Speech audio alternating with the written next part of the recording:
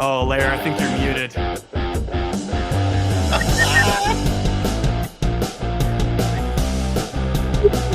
Still muted. Still muted. There you go. Seamless transition. You're No, live. I'm on. You're looking live. Welcome to the Krueg Show. I am Larry Krueger. That is Dan Coach Emilio. That is Ryan Smith. Frank Red is going to join us shortly as well. Cyrus Saatsaz from Locked On Warriors is with us after the Warriors knock off the Celtics, and Kylan Mills from Kron. And my dog. And Kylan's dog. I'm getting Not to be photobombed by my dog. What's the dog's name? His name is Kuba. He's a rescue, so he is a mutt. Awesome. Dan, are your dogs rescues? He's looking now. Hi, buddy. Okay, Dan, are your good. dogs rescues, or are you too elitist and you leave the dogs in the shelter and you go? I'm kidding. Who, Ryan? I'm sorry, Dan. I No, love you. one is kind of a rescue. One is the red. I got mine from a coworker. What does that mean? I don't know what that means. It was they had Ringo for like 4. It was actually Michael Bean's son. If you know who Michael Bean is, he was in like Terminator, but he played Ringo in Tombstone. Bean, yes, I love him. So that's why he's named Ringo. Hold on a second. You know Michael Bean? I know Michael Bean's son. That dude, he It's was just like a weird one, right? Guys, everybody say hi to Frank. Frank has just joined us as well. Oh, Frank look Red. at Dan's doggies, though. Even if they aren't rescues, they get a pass for being. I'm kidding. I'm sorry, Dan. I'm sorry. What's up, everybody? You guys know, I don't know if you guys know Frank Red, but Frank Red has been joining us from time to time. Frank and I go way back. And Frank, this is Kylan. Of course, you know Cy. That's Ryan. And this guy up here, that's Faith and Buster's father. Dan Pleasure. Coach How y'all Emilio. doing? Yeah, we're doing good. Hey, Good, what'd you think? I mean, we were just saying we started the show on Cyrus's Locked On show, and we were just saying and Kylan's. and Kylan's Locked On show. Thank you. And we were saying how, it's hard to gauge Golden State, like what they're going to be at the end of the year based on the fact that they can come up with games like tonight where they're taking on the best team in basketball. They held them 13 points. Oh, there we go. 13 points beneath the Celtics average. They were averaging 120. They scored 107. Golden State crushed them on the glass, especially on the bench. The Warrior bench came up with 20 rebounds. Kuminga looking sharp, and the Warriors get a nice win. And it's just kind of like, where is this the real Warrior team, or is the real Warrior team is the team that can't win on the road and has issues getting stops? Or is this the real Warrior team that can go toe to toe with the best team in basketball and look like the better team? What'd you think, Frank? I think this is the Warrior team at its best. To really decide whether or not this is a team, you have to see them string like 3, 4, 5, 6 performances together so you can really get an excellent picture of what they're doing. But what an excellent game. I mean, everybody that stepped on the floor played well. I mean, this is what I envisioned Jonathan Kuminga looking like at the tail end of his first year onto his second year. He was fabulous. Clay looked like Klay Thompson to us. His defense was solid. I think this is where coaching really matters. I mean, Steve Kerr clearly, in his own way, communicated to these guys that, listen, this game is important. It's on national television. And I was waiting for Boston to match their intensity and their intellect on the court, and I really didn't see that. So I don't know if this is the Warriors at their best, but this is what they look like when they're playing their best basketball. The other question that we were just discussing before we came over was, do the Warriors, can they do it kind of as is, or do they need to make additions to the team? And some of us think that they need to add something. Some people feel like James Wiseman is that something, and they really don't need to make any moves. I mentioned to the group, Frank, that the rumor that I read this week that I was intrigued by is that Toronto sounds like they're struggling. They're around 500. If they're still hovering around 500 in a month, they're saying that there's a very good chance the GM pulls the plug and makes some moves. Could you get a Scotty Barnes? Could you get a Pascal Siakam? Could you parlay some assets and bring somebody like that here? Would that be the kind of piece that would push Golden State over the top. What do you think? I mean, I can't see them moving Scotty Barnes, but you know what? Barnes hasn't played as well this year as he played in his first year in the league. I love Scotty Barnes. I can't see any organization trading that guy. I mean, he is Scottie Pippen S 2.0 of this era. I can't see Toronto moving him. The Warriors actually have enough to win with what they have right now, especially if they get something from Wiseman. I'm going to ride that train until the wheels fall off. I'm with you. You know what I'm saying? Because when you think about the Warriors being successful, you have to look at them playing series, not one game, series.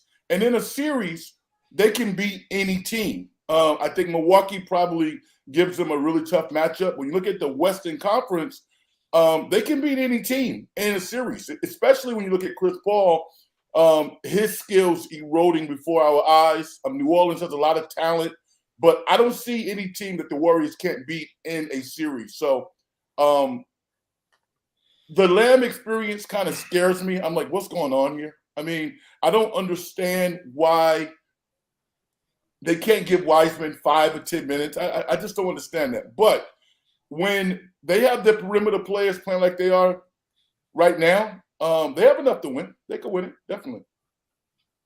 I don't think they have to make a move. Well, it's funny. I debated this Friday. I sat in for Damon on 95.7 with Ratto, and I kind of said the same thing. I mean, it's like this is year 3 for James Wiseman. Develop him. I mean, either play him or trade him. I'll say this, and I really believe this, and some of us have already kind of voiced that we don't think this is the year for James. Well, last year it wasn't his year, but they found a way to not trade him, not develop him, and still win the title. This year, sans Bielitsa, Otto Porter, GP2, I don't see it happening. I don't. I mean, I like the win tonight. It gives me more confidence, but I don't see it happening. I don't see the Warriors winning a title this year without either getting James in the rotation and having him play some meaningful role, trading him for some asset that you could plug into the rotation. If those things don't happen and he's just DNP, coach's decision, G League, dream on the future, I don't think they have enough. I think I don't know which team it will be. I don't know if it's Milwaukee or if it's this Boston team or if it's another team, but I don't think Golden State can finish the deal this year if they don't either trade James or develop him to the point where he's a rotation player. Even though Larry, you just saw them beat the best team in the NBA, you're still not convinced? I'm not convinced. Because I think they're going to need more. You got to remember this. It's a long year, and is Steph and Clay and Draymond 3 guys who are on the wrong side of 30? Are these guys going to be better at the end of the year? Maybe, but maybe not. And I just think that they got a lot out of GP2. He's a defensive stopper. I'll say this. My number one concern for the Warriors, and I'd love to hear your guys' number one concern, is I don't think that they are a team that consistently can get stops on the defensive end. I think they're a great offensive team, but they're just defensively. I will say this. I think this team is plays up when it wants to play, it plays. And when it's kind of a game that is, they're not up for, they can get beat easily. But when they want to play like they did tonight, and they will turn it up a notch when you get to game 45, game 50, somewhere around there, they're going to turn it on and up a notch. And I do think Wiseman, you got to remember, Wiseman was hurt for what, 2 years almost? He missed a year and a half. He's just getting his legs under him. Once he gets his legs under him, give him another 15 games or so down in the G League, and you're going to see a different James Wiseman. It's because he's going to understand his role. He's going to understand the offense better. He's going to understand where to screen, where to be on defense. And I just think he needs reps because he's a kid that didn't even play college basketball. He played 3 games, and then he comes to the Warriors, and they don't even have some of their guys because they're hurt. So he's playing on a lousy team, and then they've got he gets hurt, and then he misses all of last year. His knees, that knee that was, once that thing gets into full strength, I think this guy can be dominant for 10 Agreed. minutes. I hate him in the G League. What's that? I hate him in the G League. Still, I or the love whole him in the time? G League right now. I mean, he's not dominating the G League. He's not. He's doing good. He's 15 doing and good 10. though, right? Come And last on, night man. he dominated. Last Last night night he dominated. did. See, he's just getting going. What did he get? What did he get? 24-10 on 9 of 10 shooting. Okay, That's good. But That's good. But he's I think- averaging 15 and 10. That's what he's Yeah, been give averaging. him minutes are low, 15. too. Give him 15 more games down there. And the minutes And- are low. I don't think the Warriors are concerned about him being up on the Warriors right now. I think they want to develop him. And if he only comes and contributes from game 50 on, they'll be satisfied with that. But here's they here's the question: can they develop them, guys, in the G League? Because there is no Steph, Yes. there is no Clay, there is no Poole, there is no Green. They're not in the G League. And here's the reality with James: the Warriors are a worse offensive team, a worse defensive team. They're really, really, really bad on the glass when he's in there. If you look at the numbers, he's got a 0 or negative rating in like 36 of 50 NBA games. Steph is dramatically worse when he's on the floor. So, I mean, I agree with Danny's premise that he needs more time in the G League. I don't think that's a controversial take, but I don't know. I mean, do you guys see him? I mean, what is it going to take? I mean, is it 5 more games, 10 more games? Is he, I don't know. But I mean, the question I would have for you guys, and I'd love to hear your thoughts. Can they get it done this year if James isn't traded and isn't in the rotation? I like All right, Kyler's I'm idea on Locked On Warriors, by the way, if she wanted to echo those sentiments here, because Go ahead, I thought you were Kylan. right on. Yeah, go ahead. In what regard? My thought process is that I don't think Wiseman's going to be ready this year. I don't hate him getting reps in the G League. And like one thing the Warriors have been bragging about is their ability to like marry the system they run with the Golden State Warriors and the Santa Cruz Warriors, and that they're hoping to get some of these players ready for NBA action and to run a similar system and to get James Wiseman experience. But to me, it's not even the system. It's just like the confidence, a feel for the game that he just like doesn't have, and like knowing how to be in the right place in the right time, like where to rotate, even like setting screens. Like to me, it's just some of these little things that like to me, it doesn't matter. Like if you're getting better at that in the G League, you're going to get better at doing that in the NBA. But I just don't feel comfortable. Like if I'm the Warriors, I'm relying on him to get there by the postseason. Because when it comes to playoff time, like in postseason, I think the Warriors need an athletic big who can be a rim protector, especially in the second unit. And I don't feel comfortable, saying that the Warriors are going to be able to turn to James Wiseman to do that by the end of the season. And that's why I'm advocating for A, don't give up any of the future in a trade, but B, just try to sign a big to a vet minimum. And what I said on Locked On Warriors was that I like the idea of adding Boogie Cousins because that's a player who knows the Warriors system. And, he wasn't even putting up bad numbers before his last year in the league. But like, can the Warriors add someone to the roster without necessarily creating a trade that will give up some of the future? And another thing I want to point out, and I think it was brought up in the chat, is just the fact that this time last year, Andre Iguodala was also a factor who was contributing in the second unit and was a big who was able to, put in minutes. The Warriors don't have that this season. They don't have anyone replicating that or stepping in for that. So I just feel like they need another big in their second unit. And I would love to see them sign someone without having to give up some of the future. So give up what, you got to trade Wiseman, you got to trade Kami, you got to trade, and all these trades that are being proposed, like sign someone to the extra roster spot. Or even like some people are bringing up now, like, is Andre Iguodala worth the roster spot that he's using up when he hasn't touched a basketball? When is he going to be able to? Is he practicing at all? Is he practicing? So what'd you say, Dan? I was saying, is Andre practicing? No, he's not practicing. I mean, they're Kerr's made it real clear. I mean, they're slow playing him. They're slow playing Andre.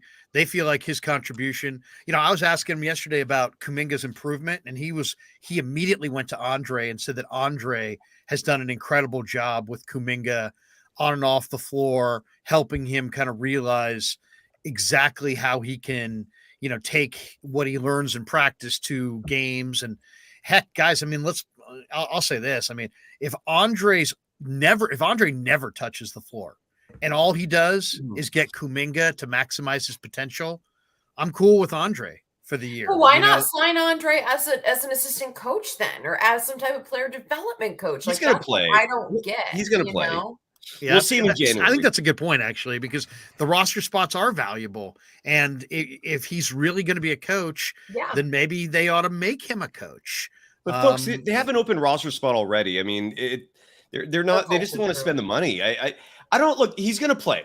I think he will too. A lot of indications I've heard from a lot of people that it's going to be January, February. I think there was even a quote that was reported that Kerr wants him fresh for the postseason. So I think they're just holding him back at this point. And they listen with these minor injuries here and there. But look, Wiseman just needs to play. Injury. It's the hip injury. That's what's been repetitively listed as his, the reason why he's being held out was the same hip injury that held him out last season. So my question is just like, is that magically going to go away at some point? Like, at what point is it just like you're getting older? It's something that's not going to be, just go away magically. Because I'm someone who has hip injuries, and like at some point, you know what I mean? Like constant, like your body can't just handle that level of activity when you have, you know what I mean? When cartilage is being worn away. And I don't know the specifics, but like I said, I just know me dealing with it, personally, like at some point your body doesn't handle the same workload. And like, that's just my question, is that it's been the same kind of thing where I can't remember, I think it's left hip soreness, his left hip, which also kept him out a lot last season. And so like, to me, the question is like, is he suddenly going to be able to play 100% in the playoffs and be going night in and night out, and it's not going to bother him? Like, to me, that would be surprising. And talking about Wiseman or talking about Iguodala? The hip. What about it? Are you talking about Wiseman or Iguodala? Iguodala. He's been listed as out with a left hip soreness / injury management for months, and also last season it was the same thing. It was something that plagued him. I think if DiVincenzo wasn't playing his ass off, if Moses Moody was not playing well, you would see Iguodala on the court. But like everybody's saying, his value right now is as a mentor. I think he's doing a phenomenal job. They thought DiVincenzo would be a good fit for the team. He's been much more than that. He's been an integral role player. And I think a lot of that comes from the mentoring of Iguodala. He can play, but he's not going to play a lot. I don't have a problem with him not playing because I see his impact on the court. The IQ level of Kuminga has risen like 1,000% over the past 2 or 3 weeks. And I will relate some of that to Iguodala. So if he plays, fine, but if he doesn't, I still think he's doing a fantastic job. And assistant coaches generally don't make $2 or $3 million a year. Yeah, well, that's it too. I mean, that's a big part of that. I feel like Andre is, well, first of all, he's 38 years old. We should have zero expectation of him doing anything except for coming on for his ceremonial, just to be on the court with the Splash Bros and Draymond while they're cutting down the nets. He's 38 years old. Like LeBron, D-Wade, Bosh, all those guys were 2003 draft. He's 2004, but those guys were LeBron was at high school. Like Andre played in college. So no, he I feel like he is needed because of Draymond, I think. Because I think in an ideal world, Draymond is that guy that is kind of the team sort of leader, sort of veteran guy that's been there. But he still kind of, even he sort of needs mentoring every once in a while. And I was listening to the radio for a bit of the game, and they played a little soundbite. It's interesting what you said, Larry, about Iguodala really taking on Kuminga, because Draymond said, you know what? It's not on anybody on the coaching staff, Steve Kerr, none of these guys to like get Kuminga better and make him like a better defensive player and get him playing hard. It's all on me, and it's on the rest of the guys. So like they're all taking ownership. It sounds like Draymond's like really, really pushing for it. I never got to answer the question of Wiseman. It just, here's the thing. It doesn't matter like at all. He's like what, their 8th guy. I mean, sure. Maybe I think that everybody in the Bay Area got so used to like, it's almost our birthright to win the championship every year. It is. Well, I agree too. Of course it is. But it's like there was those years with KD and whatnot where it literally felt like, I mean, sure, something crazy could happen, but it was pretty much a lock. They were, plus 100 or something to win the title going into the year.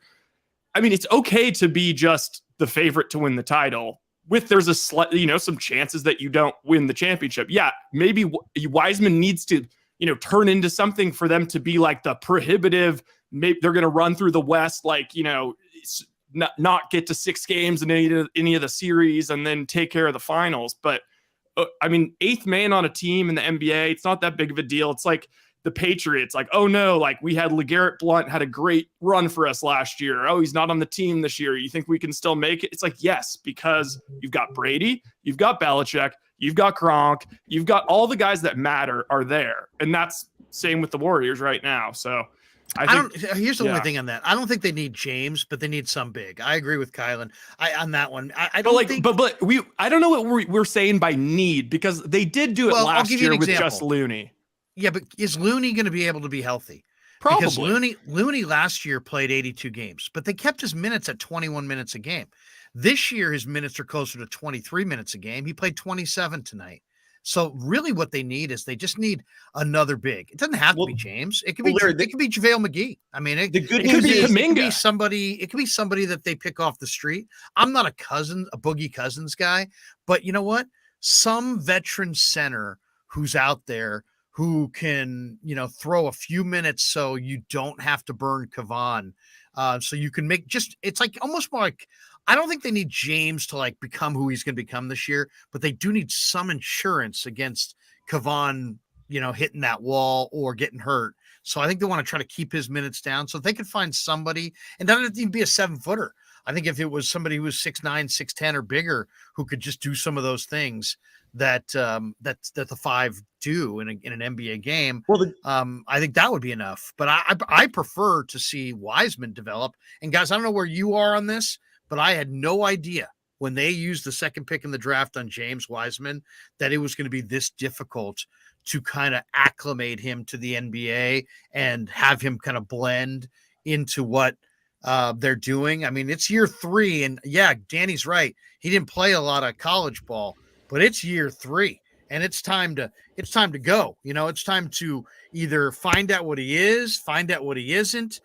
What I'm in favor of is an extended run in the G League. Like, don't bring him back until maybe January and see if he can get into a nightly rhythm where that's the way he plays, as opposed to getting up for a game. But I'll tell you the other thing that's a little disturbing to me is the Warriors seem like they're a team that kind of plays when they want to play. And I guess I'm not sure if that's something we should just get used to.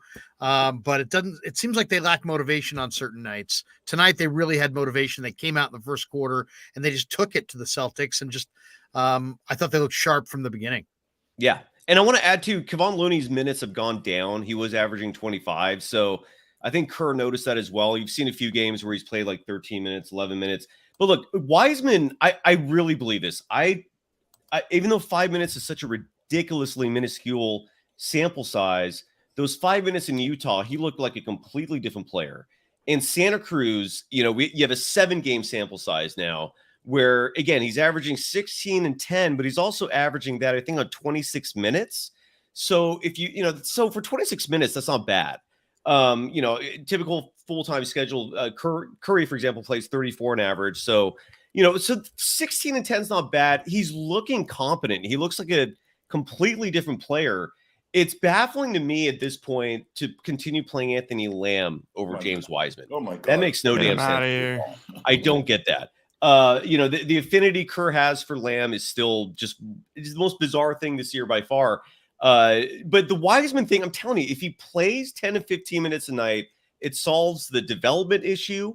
It solves, and Ryan, what you were saying, you're right. They don't need him, but they also kind of do, because you can't play Draymond the minutes you're playing him all season. JaMychal is so hit or miss.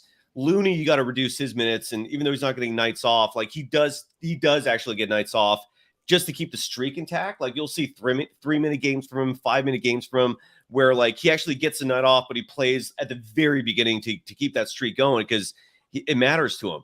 But James Wiseman, so he's needed, or a big is needed, because you want to spell and not exhaust your players for the postseason. James Wiseman can fulfill that.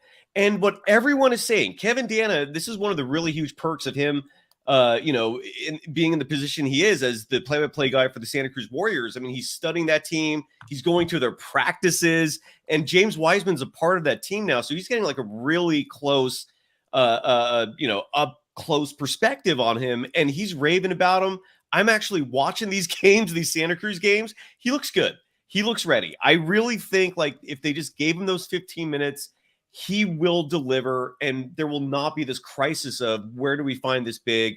Where do we find these minutes? Steve Kerr's just been weird this year, man. I don't know. The one thing that like Amuse hit me last night, and I don't know if you guys agree or disagree with this, but some revelation hit me last night. I said maybe making sense of Kerr's madness this year, which is that Lamb and Jerome are on two-way deals, which means they can play a maximum of 50 games.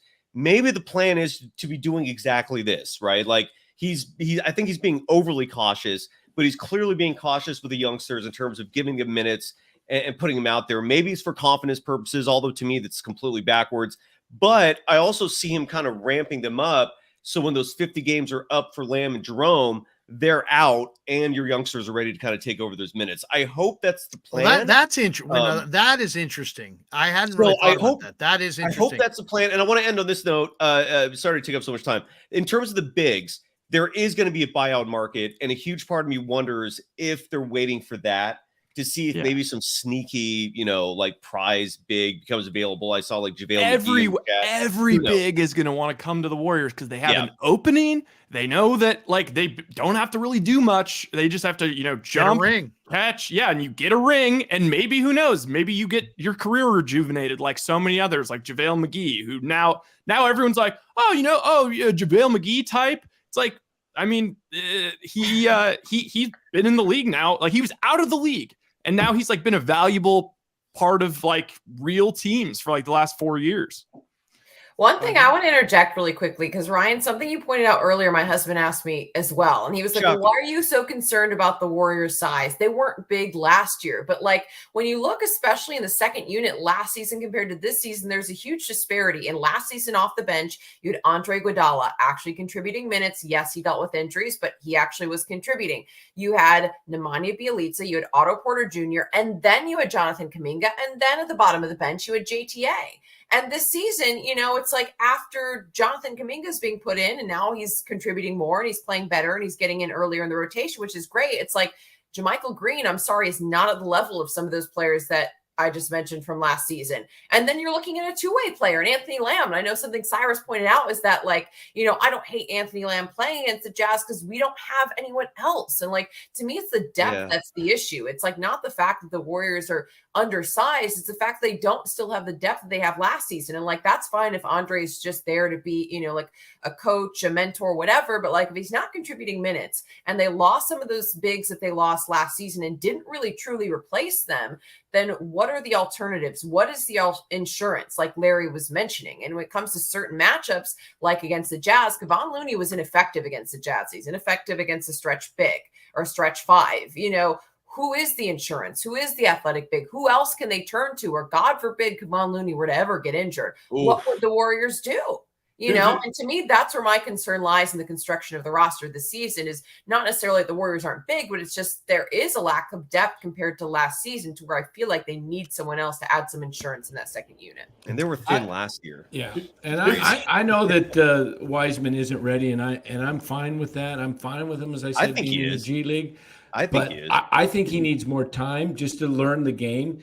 What really threw the Warriors off was the knee injury. I mean, they lost a year and a half of development, not just games, but he missed training camps. True. But they're not asking him to do much, though. I mean, it's amazing. Also true. I mean, it's like rim run, challenge shots, defend with aggressiveness. But the problem is, Larry, he doesn't know where to be in the offense. Set a screen, dive to the offense. He doesn't understand the concept of the game much. He's hardly played. The bigs take a lot longer to develop, and you never want to give up on a guy with this much athleticism. This guy has a potential in a few years to be just a dominating center, and I think he'll get there. And I think the Warriors see it, but it's going to take time.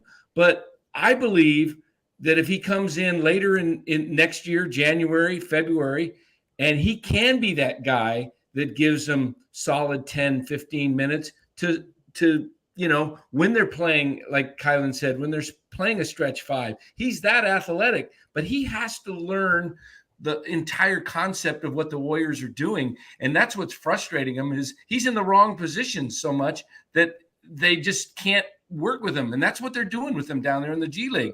But you know what's changed with Wiseman in these last 3 weeks? And I think all of you will appreciate this. He's grown aggressive. That's what they need. I saw it last night in some highlights. And that was a massive issue for him all the way up until just recently, is that he was timid out there, man. Yeah, he's starting to go to the hoop with authority, and he's also showing some emotion now, which is good. Exactly. He's become aggressive. And it's crazy. He did not fumble the ball his rookie year. He didn't have hand issues his rookie year. Like, there was a lot of mental stuff going on with him, but it's getting there, man. He's looking good. I say call him up and throw him out there. 10, 15 minutes a night is not bad. I want to see him. I want to see him, like Larry said, when he comes up, be who he's going to be, ready to be. Yeah. I want to see. I think just leave him down there the rest of the year. Leave him down there into January. The rest of the year? There's an issue. This year, the calendar year, Larry. Here's an issue nobody's talking about, though. You got Joe Lacob sitting over there in his owner's seat. Yo, this guy's going to make $10+ million a year next year. Do you think 12. Joe? Right, yeah, he's making 10 this year. I mean, do you think Joe Lacob was to pay this guy $12 million a year to like set a screen or play 5 minutes? No, he doesn't. He's like, what the hell is going on? And Kyler, with regards to your point, the league has changed. The league is bigger now. So the Warriors are small, but Zion wasn't there last year. You know, I mean, the New Orleans Pelicans, they're coming. All right. Good. Also, I mean, we don't know what's going to happen with Paul George and Kawhi, but if those guys are ready in the playoffs, they'll be a pretty good challenge for the Warriors in a playoff series. So the Warriors need a comparable big. Where they're going to get it outside of the organization, I don't know. There's not a lot of names out there. But I know as a basketball player myself, I learned from the bench, but I got better by playing. I watched the Santa Cruz Warriors, and I don't watch as closely as some of you guys do, but I'm not impressed with what I see on the court. I see a bunch of guys out there that are dying trying to get to the league, and that's how they play. I don't see a lot of passing, cutting. They look totally different from the Golden State Warriors in the NBA. Exactly. Fired. That's my challenge. That's my challenge. Yeah, no, I agree. And they're supposed to be playing the same scheme.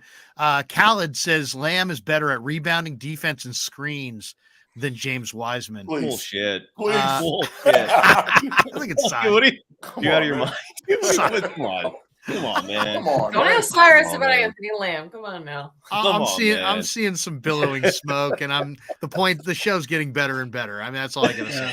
I'm gonna get some pork chops is there someone in that doorway? I told you, call the cops if you see someone in that doorway. Yeah. Oh, yeah. Yeah, exactly.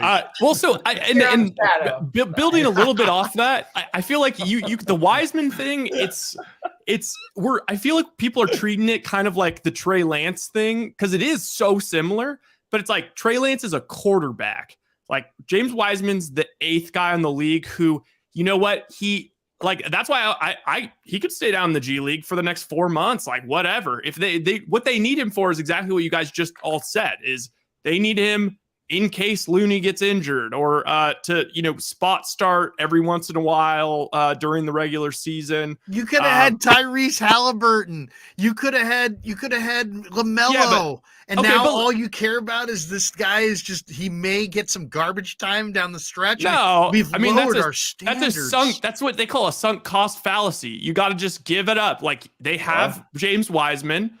Like you can't just keep going like, oh, but come on, we got to give him playing time because he was the number 2 pick and blah, blah, blah. Okay, let me ask you. Let me just make this point. I hear what you're saying, right? But here would be my point. What's more important, that the Warriors develop James Wiseman, or that they're a 4 seed and not a 6 seed? And as far as winning a title, you could have one or the other. You could be the 6 seed, but you got a developed Wiseman and he's in your rotation, or you could be a 4 seed and James Wiseman is not developed. He's living in the G League and he's not in your rotation. 6. And you can go make a run at a title out of the West as the 4 seed without 6. him, or a 6 seed with him, and I'm going 6 seed with him. I think we'd all say 6 seed with him, but I think that the problem is nobody really knows the best way to develop James Wiseman, because I think it is different for each team. I agree with you, right? Rye, but didn't they hire the guy who worked with Yes, Jokic? and that's what I think Colin and I were talking about it. Like, I forgot his name. He previously coached Nikola Jokic, and he's technically an assistant coach, and he is not in Santa Cruz. He's and not. I'm like, that's a weird thing to me. What would you say you do here? Yeah, because like, why is it? I don't understand. Like, they hired him for Wiseman, but Wiseman's in Santa Cruz and he's not in Santa Cruz. That does not make sense to me. But okay, here's one other question I have, and this is from the chat.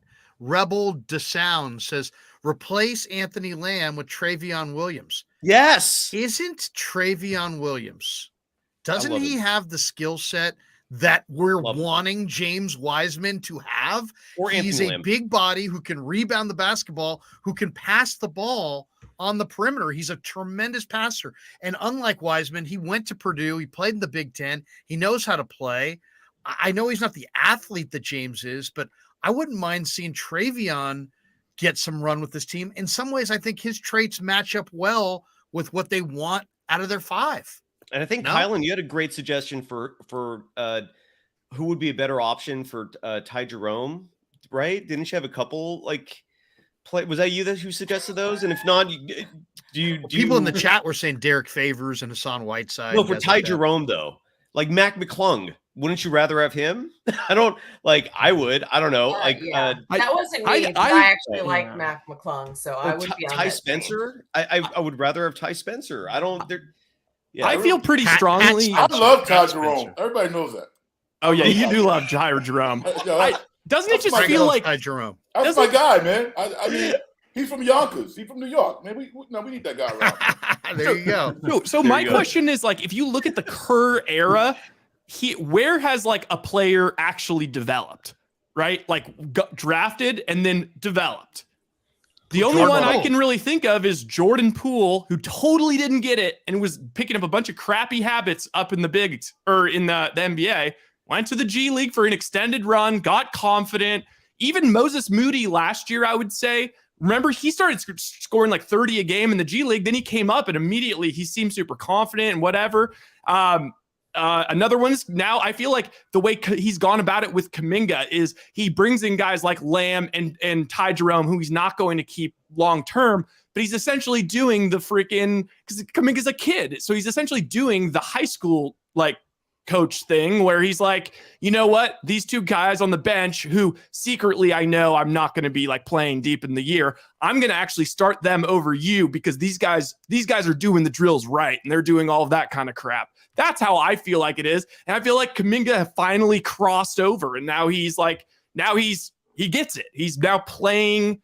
It's like everything has slowed down a little bit for him. So wait for Wiseman for everything to slow down. I mean, the thing is, if you rush him into a game in 15 minutes here, 5 minutes here, 15 minutes here, the upside is what? Like that. I mean, 15 minutes. I don't really know if that's going to make that much of a difference versus he could ruin his confidence. The whole thing with the G League, it was created as a development league. So it helped Poole. It helped last year. It helped Moody. I think the thing with James Wiseman is, yes, it's not the same thing as the NBA, and they're playing at a different level. Where did Gary Payton come from? Gary Payton second. The G League. From his father, Gary Payton Sr. Yeah, I believe that's true too. That's my guess. But the G League is giving there was a woman Wiseman reps. I mean, it's very similar to the argument you can look at Brock Purdy versus Trey Lance. But the point he can get reps with the Warriors. You're all losing. He can't. Why not? Because when he plays, their team is worse. They lose. Try him again. He's just played 7 solid G League games, and in the regular season, let him keep going. Let him keep going. Let him get that confidence. Because when you look at the statistics when he plays, the Warriors are plus minus. it goes down the drain. But I do think you got to put him out there at some point because I don't think they will when they're ready. Where you want to go without why him would you playing. screaming on Why would ready? you interrupt the process? The process is he's Danny, the reason you would playing interrupt time. the process is because they're not playing the kind of ball in the G League that he's going to have to Doesn't play. no. There is no replicating It's Steph just and concept. Clay. He's just I mean, getting it's pretty concept. close. It seems like it's close. Like when Gary Payton comes up or any of these G League guys come up, it's like they It's immediately pretty- know how to there's play some with pretty good Steph. players down Like there, GTA came up, immediately knew how to play with Steph. Like Well, you they know, do. Wiseman has played there. How many more games do you want him to play there? I want him playing down there until he's ready to come Well, what's your in definition and of contribute. ready? To me, you have to apply the eye When test. he's confident. When he's Anybody who with a sense of basketball who has watched James Wiseman in the G League and in those 5 minutes in Utah saw a real player out there, man. they said He wasn't 10 games. He wasn't messing Cyrus, up. those They 5 said minutes 10 were games. different. Those 5 minutes seem different. I totally agree with you. Yeah, I they want did. more. But so why just 5 minutes? That's where Kerr is driving me crazy. Why 5 solid minutes in the first half of that game? He's looking good. You don't play him again. You play. Let him Anthony taste Lamb 5 minutes. Let him take. Here's Kerr. How about 15 I'm gonna minutes? give you 5. I'm going to give you 5 minutes. Give you a taste of what it feels like. Put you back down in the G League and make you hungry to get back here. Steve Kerr has swung and missed a lot. I don't just believe and have faith in every single thing he does. Just because he's Steve Kerr. I'm sorry. Like he has made mistakes, just like every other human being does. He's not infallible. And when it comes to developing these 3 lottery picks, I just do not support the way he's doing this. Like these players should be playing. It's how you build confidence. In the case of James Wiseman, a huge reason for his regression is this damn short leash. And same goes for Kuminga. Kuminga should have been playing like this, and I think would have been if it was just 2 months earlier that he was getting 20, 25 minutes. Instead, Kerr throws him out there. They make one mistake, God forbid, and they're done. And you're giving minutes to two-way players while hindering the development of these youngsters who should be out there. Most great players in this game who have developed into greatness started playing right away. They don't sit there on the bench. I know this is a weird situation because it's But a they're dynasty. a championship team, though. Agreed. Yeah. But they also constructed this roster. So take responsibility for what you built. You built this roster by ditching the veterans. All they have on this bench is DiVincenzo, Jermichael Green, who is hit or miss, and the 3 youngsters. And they've decided to go with these last-minute two-way players who are not good. I'm sorry. No offense. I know Ty Jerome is your New York boy, but dude, he's just, every time he's out there, I'm not seeing anything that shows me like this player belongs on a world championship team. Meanwhile, Kuminga, every time he gets reps, is out there dominating. You see growth every time. Moses Moody, who is DNP that's the one side. That's where I'm on with all of you. He's up there. He knows how to play. He's shown it. Why the hell is he not playing? Well, he can play big. He is can now. get rebounds. He gets no run. I would say this, though. You got to get James to be acclimated, not just to the NBA game, but to these players with this group of skill sets. And I agree.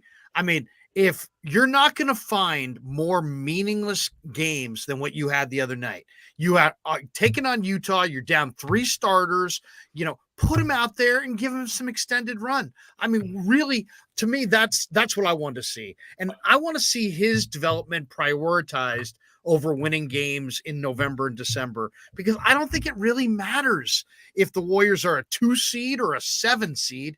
They got a shot at the title, but they got to figure out a way to get into the playoffs and have Kuminga and Moody and Wiseman manning some role in the rotation. I think, and even if you think like Rye, like, hey, there's no urgency to do that. You got plenty of time. Okay, but you do have a sizable investment in James. Let's give him just a little bit more run, a little bit more leash. 7 games. I agree. I would have liked to see maybe like 15 games in the G League, but then let's give him a little bit more run, a little bit more floor time with the guys he has to acclimate to, right? And let's see if they can work it out. I know the numbers all look bad, but the investment's sizable, and unless you're gonna pivot and trade him, I don't see this. We cannot get this guy minutes. We just absolutely can't. I agree. Because winning in the regular season ain't that important in the NBA. I mean, what if Curry is mad? What if Curry doesn't like it? What if Curry's like, this guy's got to exactly? That's what and Ryan, that's a good point, because that could be a factor, because Curry's numbers are quite a bit less without him. But still, then if Curry really doesn't like this player, then you might want to float in December or January some trades out there and see if you're going to move him, because ultimately, what is his future here if Curry doesn't like him? And just right? to add one more thing real quick here, like Kerr did do a really brilliant thing a few weeks ago. Maybe brilliant's a strong word, but it was a smart move. And that's staggering Draymond a little bit later so that he's playing with the second unit. That changed a lot of things, right? Because now you have like a future Hall of Fame, like brilliant basketball mind, still hopefully at the prime peak of his powers, out there with these youngsters. He has been a huge difference. So when you're playing Wiseman, when you're playing Kuminga and Moody, like what Kerr's doing now has been much smarter in the sense of surrounding them on the court with other star players and not going with a unit where it's just all inexperienced new like guys. Like DiVincenzo was injured for a while there, so you were seeing second units where it was like just literally like Jerome, Poole, Moody, like Lamb. It was awful. It was absolutely awful because they just had no one else. But then Kerr kind of wisened up, and I got to give him credit. I do like him as a coach. I feel horrible when I criticize him like this, but so I'm saying play Wiseman, play Moody some more, like surround them on the court with these positive Hall of Fame players, and because you're already seeing the difference there, and that's where when Iguodala does come back, I think that'll also make a huge difference. Can I make one other point? Yeah, sorry, I'm done. Can I just make one other point? Is that the 49ers wanted to develop Trey Lance and contend for a Super Bowl. They probably, guys, I think we all would agree with this. They probably couldn't do both this year. And they had this kind of issue taken away as an issue once he went down with the injury and Jimmy stepped in. The Warriors can literally have everything they want. They can literally develop this player and contend for a title. So do it. You know what I'm saying? You have the ability to do both. Aren't they doing that now? Both. Do both. Aren't they doing that though? They're not. They're They not. are. He's playing in the G League. But he's not They're developing acclimating him. to these players, Dan. But he These are will the in players he time. needs to acclimate to. You can't put him out there. But there is no replication in the G League of Steph and Poole and Clay. But James So is they're I not want to say playing that something. game. I want to say Yes. something because to me, James Wiseman's biggest problem right now isn't his inability to play with Steph and Clay. So therefore, that is not the point of him getting run in the G League. And first he needs to get there, get to the point where he's even worried about his ability to play with Steph and Clay and the other Warrior stars. To me, I agree with Dan in that he needs a longer string of games in the G League because James Wiseman's biggest problem right now is just confidence. When you see him go into these NBA games and he makes one or two mistakes, it goes downhill. It goes downhill quickly. It snowballs. It's one thing after another. And also to me, the second thing is just his ability to read the game. And I heard someone mention just the game slowing down to him. He has problems with his hands.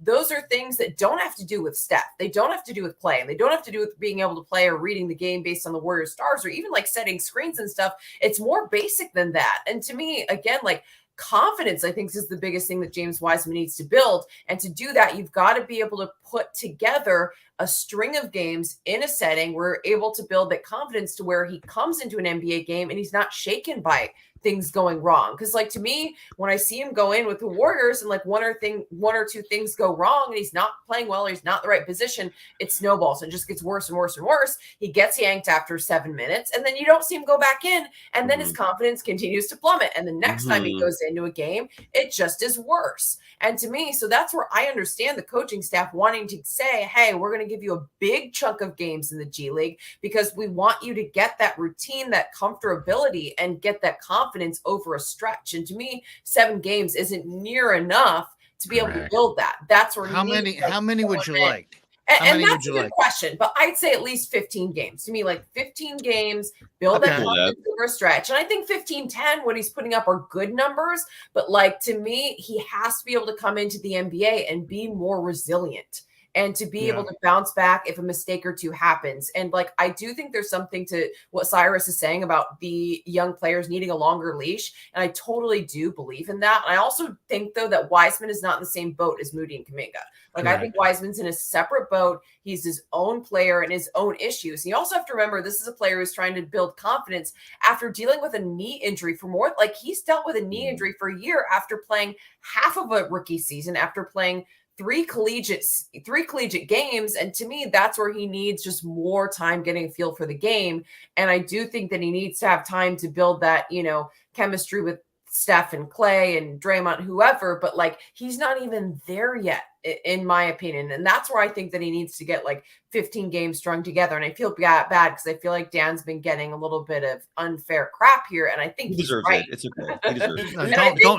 Don't feed he has some valid points. So I just wanted to thank you, Kylan, that because he's not even ready. Like, he's not even there to have a discussion about how he's working with Clay and Steph. Like, dude doesn't even have the confidence to go out there and like grab rebounds. They're bouncing off his hands. Like, it's just, to me, the issues are so much bigger than that. And that's where, like, I'm hoping a stretch in the G League will build into him being able to just carry the confidence into NBA games. And then we can discuss how is he working with Clay and Steph and whoever. Here's the other issue, though.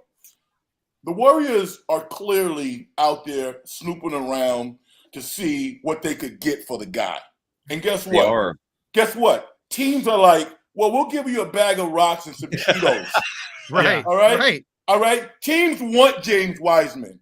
And guess what? When I look at Wiseman, I think of Bol Bol. All right. A cast off at the Denver Nuggets. People thought he was a freak. They thought he couldn't play. He goes down to Orlando, and now he's looking like a rising star. Why? Because he's playing.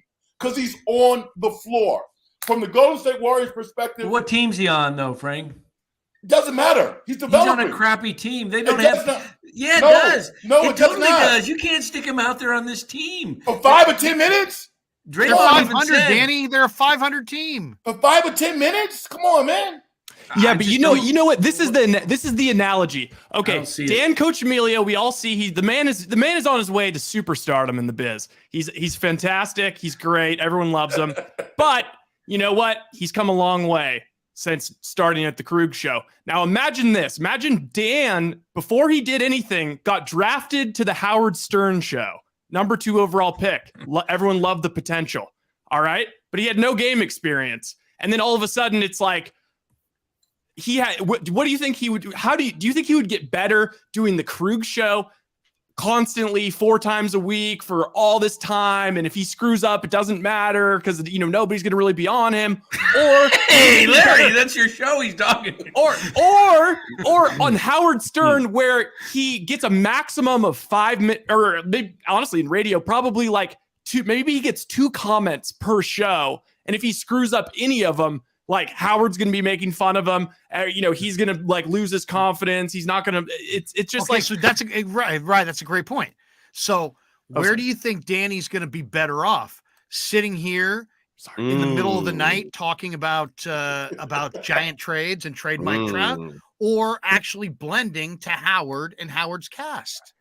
depends on what he wants to be. Does he want to be just like a guy who Howard's cast? He might want to blend to Howard. Does he want to be a radio? But does he want to be a radio show host, or does he want to be just a guy who comments on Howard Stern's Come program? on, man. Larry, you got that one. You got that one. I mean, the star is Howard. The star is Steph. He's eventually got to blend to Steph. I don't know how Steph. But that's like what Kylan said. Like it's not.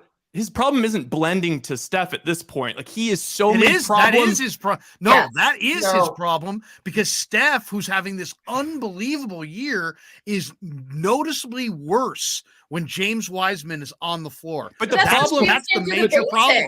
So why Yeah, would you He give can't do him? basics. That's why he's worse when James is on the floor. Everyone's worse when James is on the floor because that's why they don't blend too. Right. It's not. Yeah, it has nothing to do exactly. with their play styles clashing. It has all to do with he has so many things he still needs to work on. That's why it Right. doesn't really work between them. Wiseman, if you listen Why to trade James him? Wiseman, he'll tell you he studied. But he's why trade studied him? the Why game. trade? He Like didn't- you're not going to get anything for him. You just said a rock Well, some Cheetos. well, so let's that's keep my- the guy and keep well, him in the G League, and it's found money next year. Or Well, that was my point. I was being Facetious.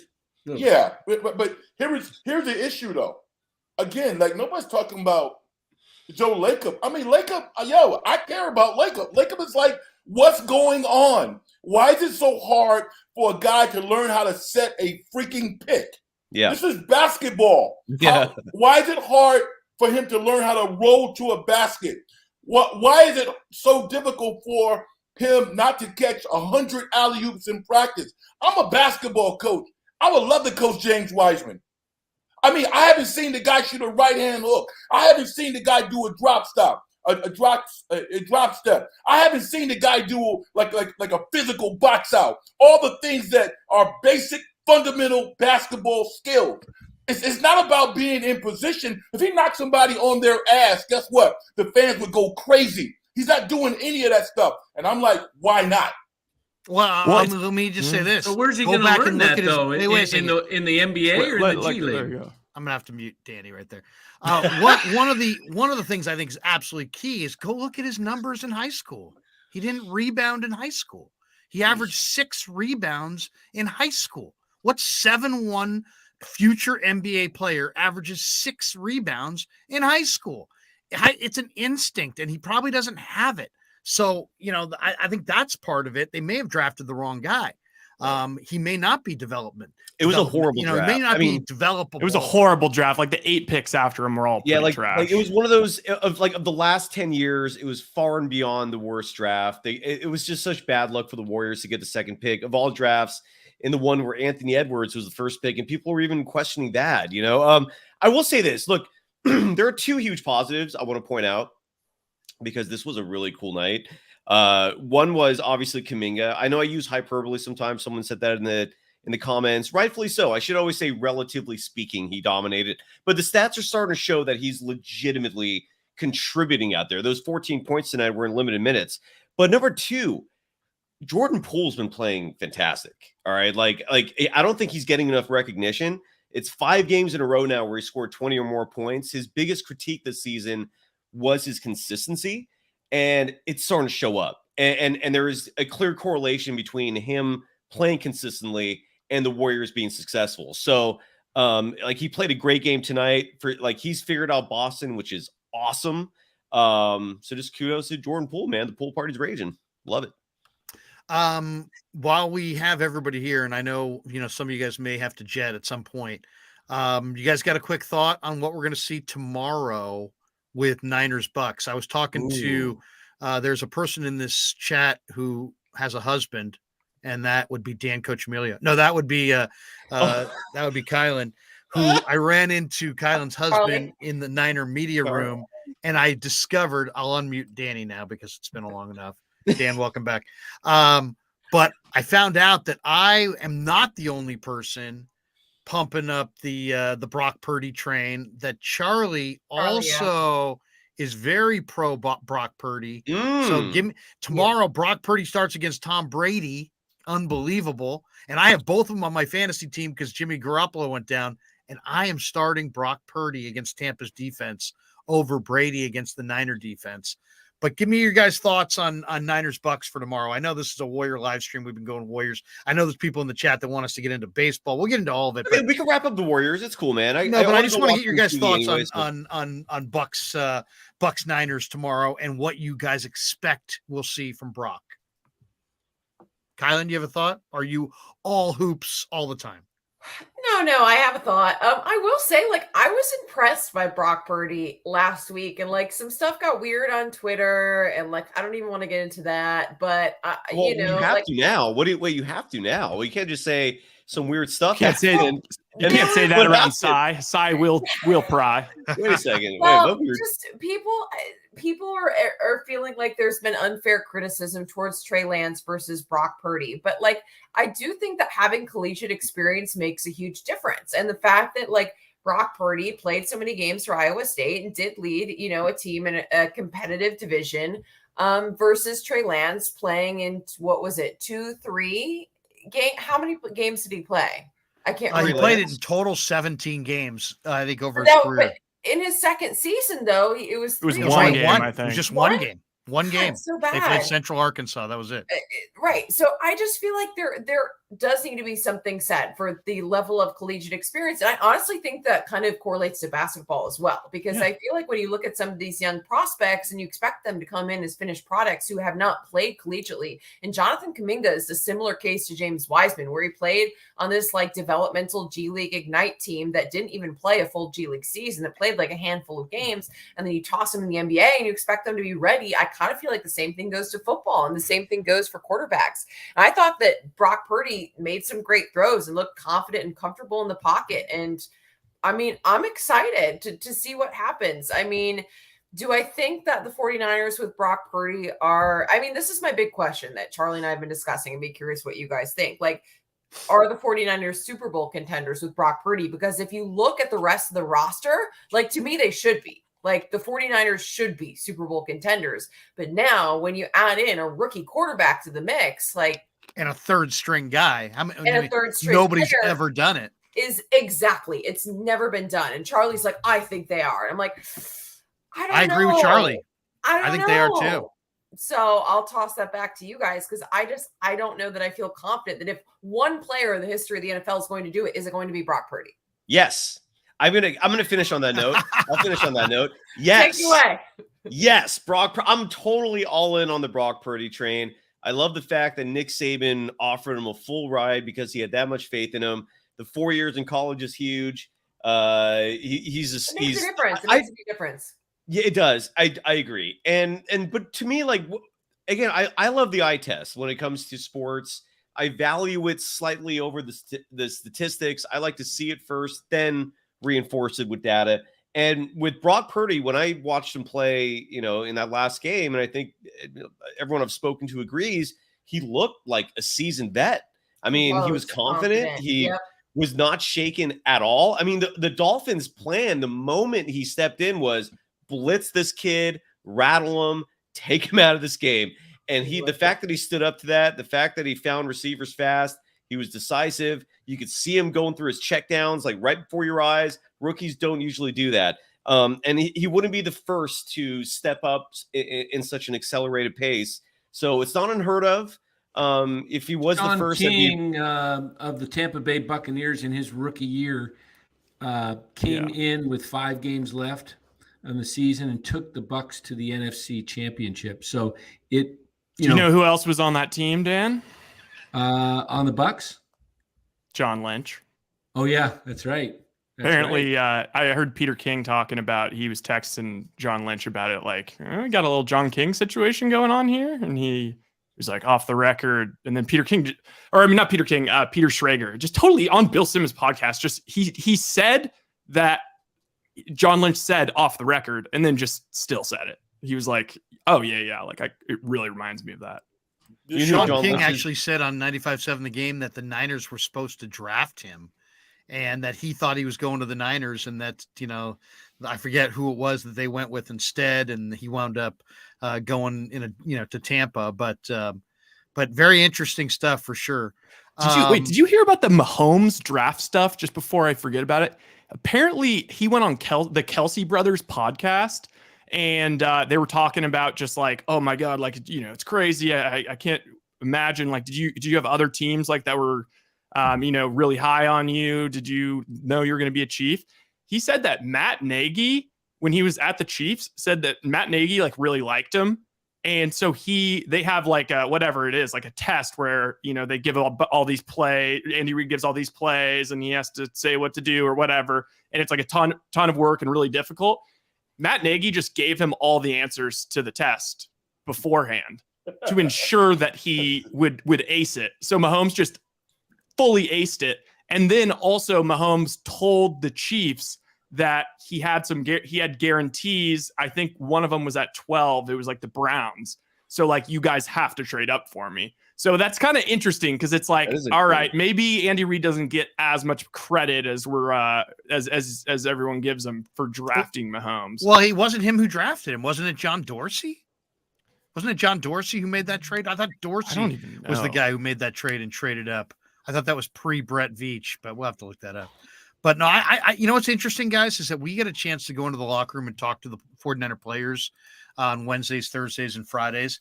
And you would think that a team that just lost Jimmy Garoppolo and was on their third string quarterback and had Super Bowl aspirations, that there would be kind of a feeling, at least in some corner of the room, of deflation. Like, oh man, like we got this great team, but it's just not our year kind of a thing.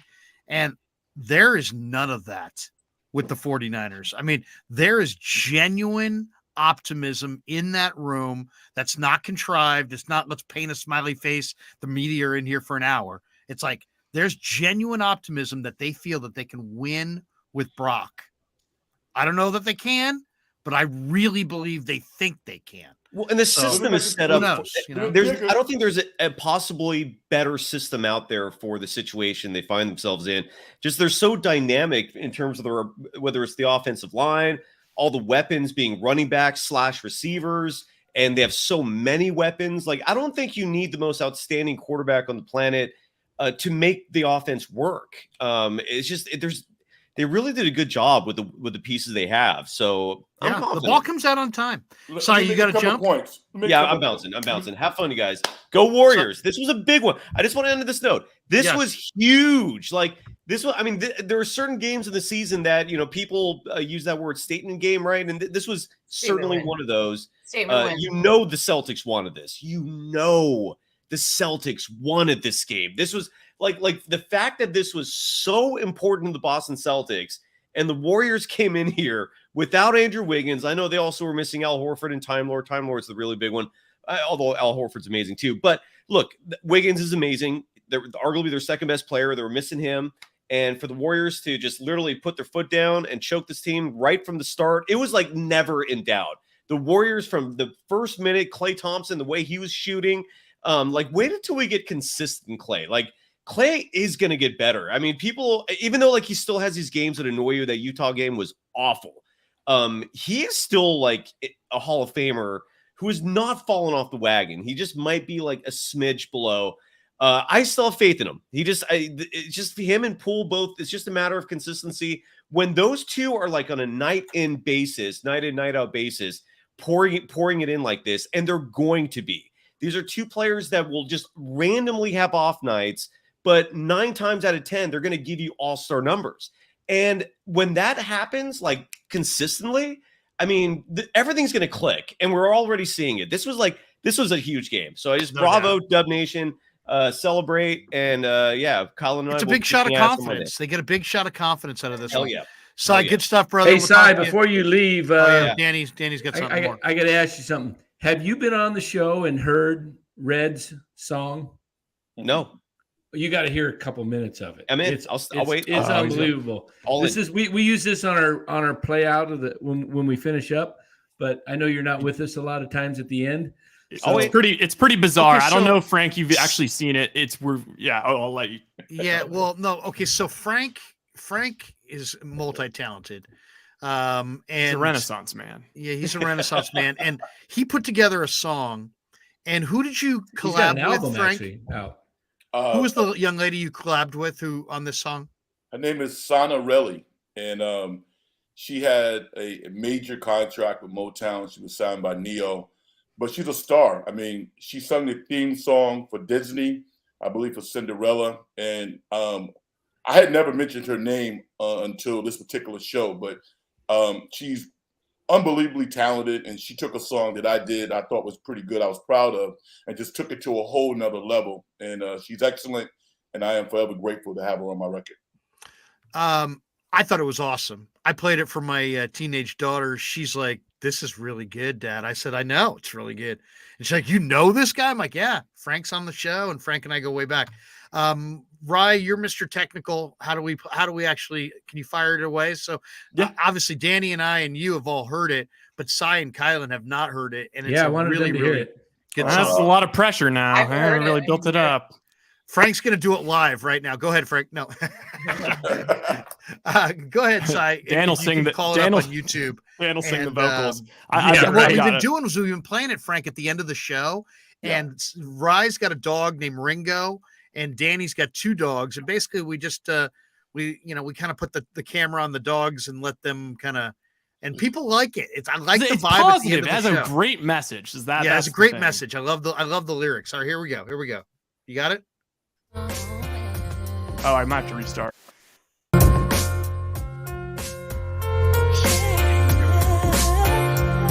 You miss your shot at life, you think there's nothing else for you to do. This ain't a tragedy, son, I know I've seen a few. You're not responsible for somebody else's thrill. Your integrity's intact and you're still trying to climb the hill. I was a lonely man, I never thought it would come true. But sometimes in life, all you have are your dreams and you. That's when you realize that life ain't standing still. And all you can do is bow your head and accept God's will. But it's funny how it makes you feel. I said it's funny how it makes you feel. I said it's funny how it makes you feel. Life is but a thrill. You have no time for small talk. It didn't mince words. Just And that's your daughter? Is the singer in the back? No. It's not. No relation to Frank.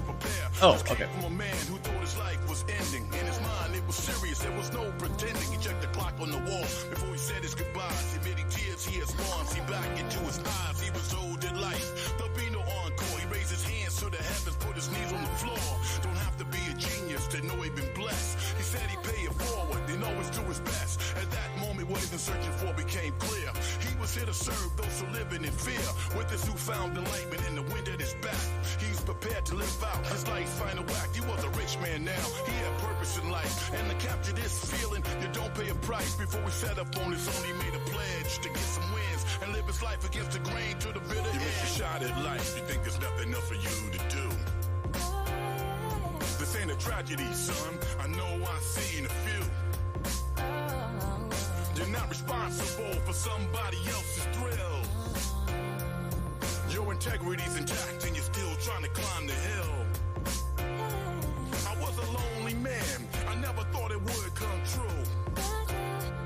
But sometimes in life, all you have are your dreams and you. That's when you realize that life ain't standing still. And all you can do is bow your head and accept God's will. But it's funny how it makes you feel. I said it's funny how it makes you feel. I said it's funny how it makes you feel. Life is but a thrill.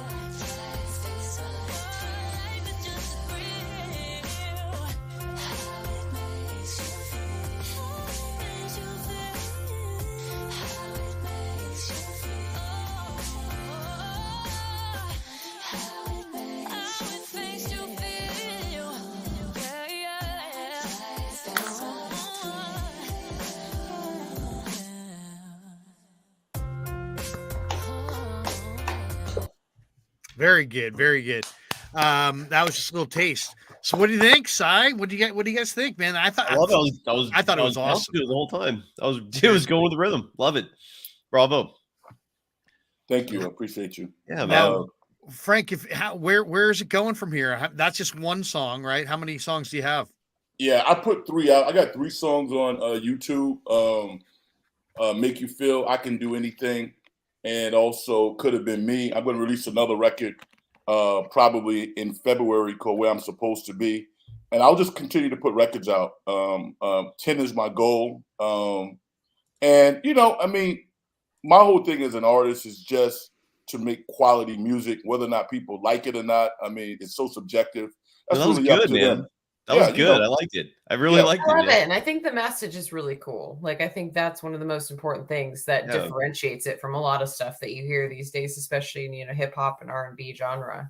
Right. Well, I appreciate that. And I'm being myself as an artist. I mean, if you're not being yourself, then, you probably have some other objectives. Mine is just to express myself and make music that I'm proud of. And I realize that people are listening to it, and my music represents my life and things I've learned. So as long as I'm doing that and people can dig it, then it's all good. I appreciate it. How do you find it again? It's youtube.com/what? Like, you could type in Frank Red. Yeah. No space. No space. Frank Red. And it goes right there. Yeah. And it goes right to it. Yep. And we encourage everybody to do exactly that. Yeah, hey, if Eric anybody's L., you're going to have to wait another lifetime for my album, okay? That's what I was just laughing at, Eric. What if Danny had an album? Jeez. Danny's he's collabing with Menudo. Imagine if we filmed the music video, but it was just Dan lip syncing. Menudo. I think it'd be more like manure. Hey-oh. Yeah, it'll be at Cobb's Comedy Club. The entire time we're talking about like Warriors, listening to music, all people in the chat are saying is like Farhan.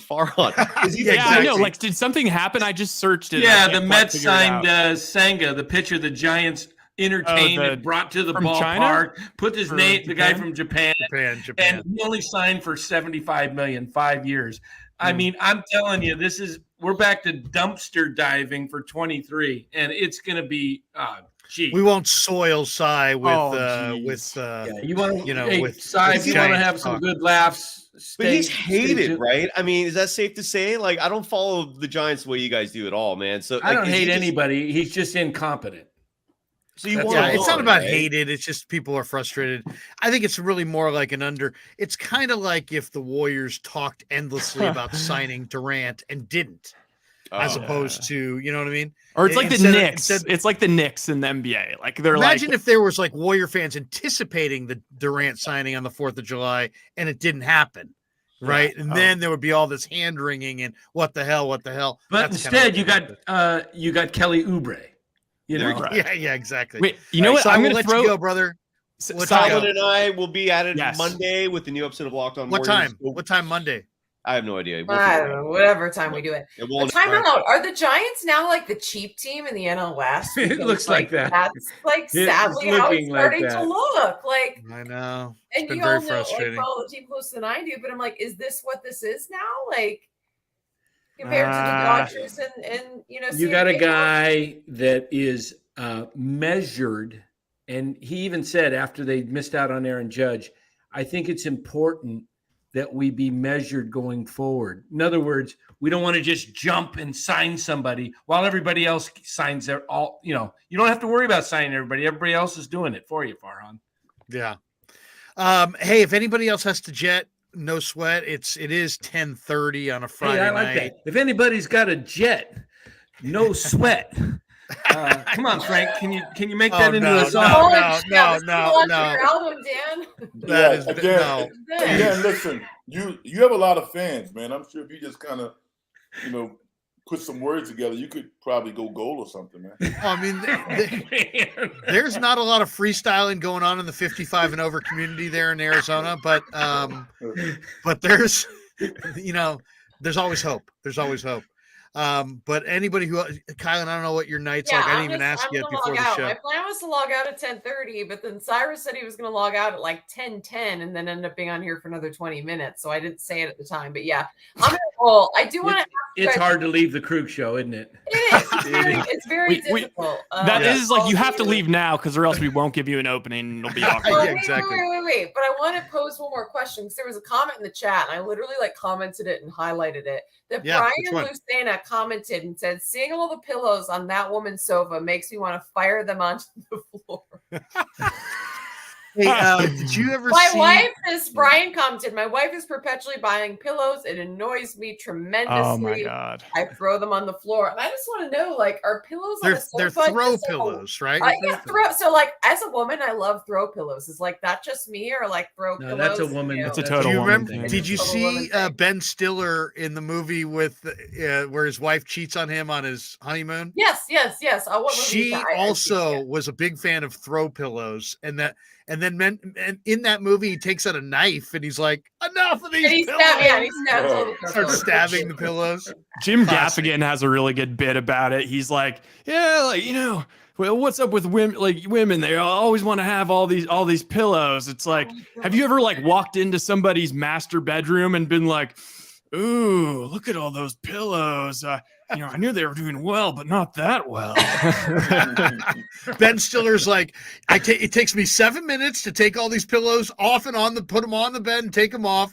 Times 365 days a year for 30 years. He just did the math and he's like, I'm gonna be doing this forever. I just want to show off all my throw pillows now that it got that brought looks up. nice. Now that I got called out for it, it's a day bed, so it needs pillows. There you go. Oh yeah, and Wow, what was wait, your this dog's is- name again? What was Kuba, that's right. he's Kuba on the looks floor. good. She looks He's good now up on the there. floor. Matches Let's the hold- black. But anyways, I just had to pose the question while we were on the topic. If I was, Wait. going to be ostracized for having throw pillows, I was just curious as to what. Kylan, I have the same thing, and just look at the difference. I have all of my laundry on top of it. And it's a day bed. There's It's also a day with bed. his laundry. And there's Ringo.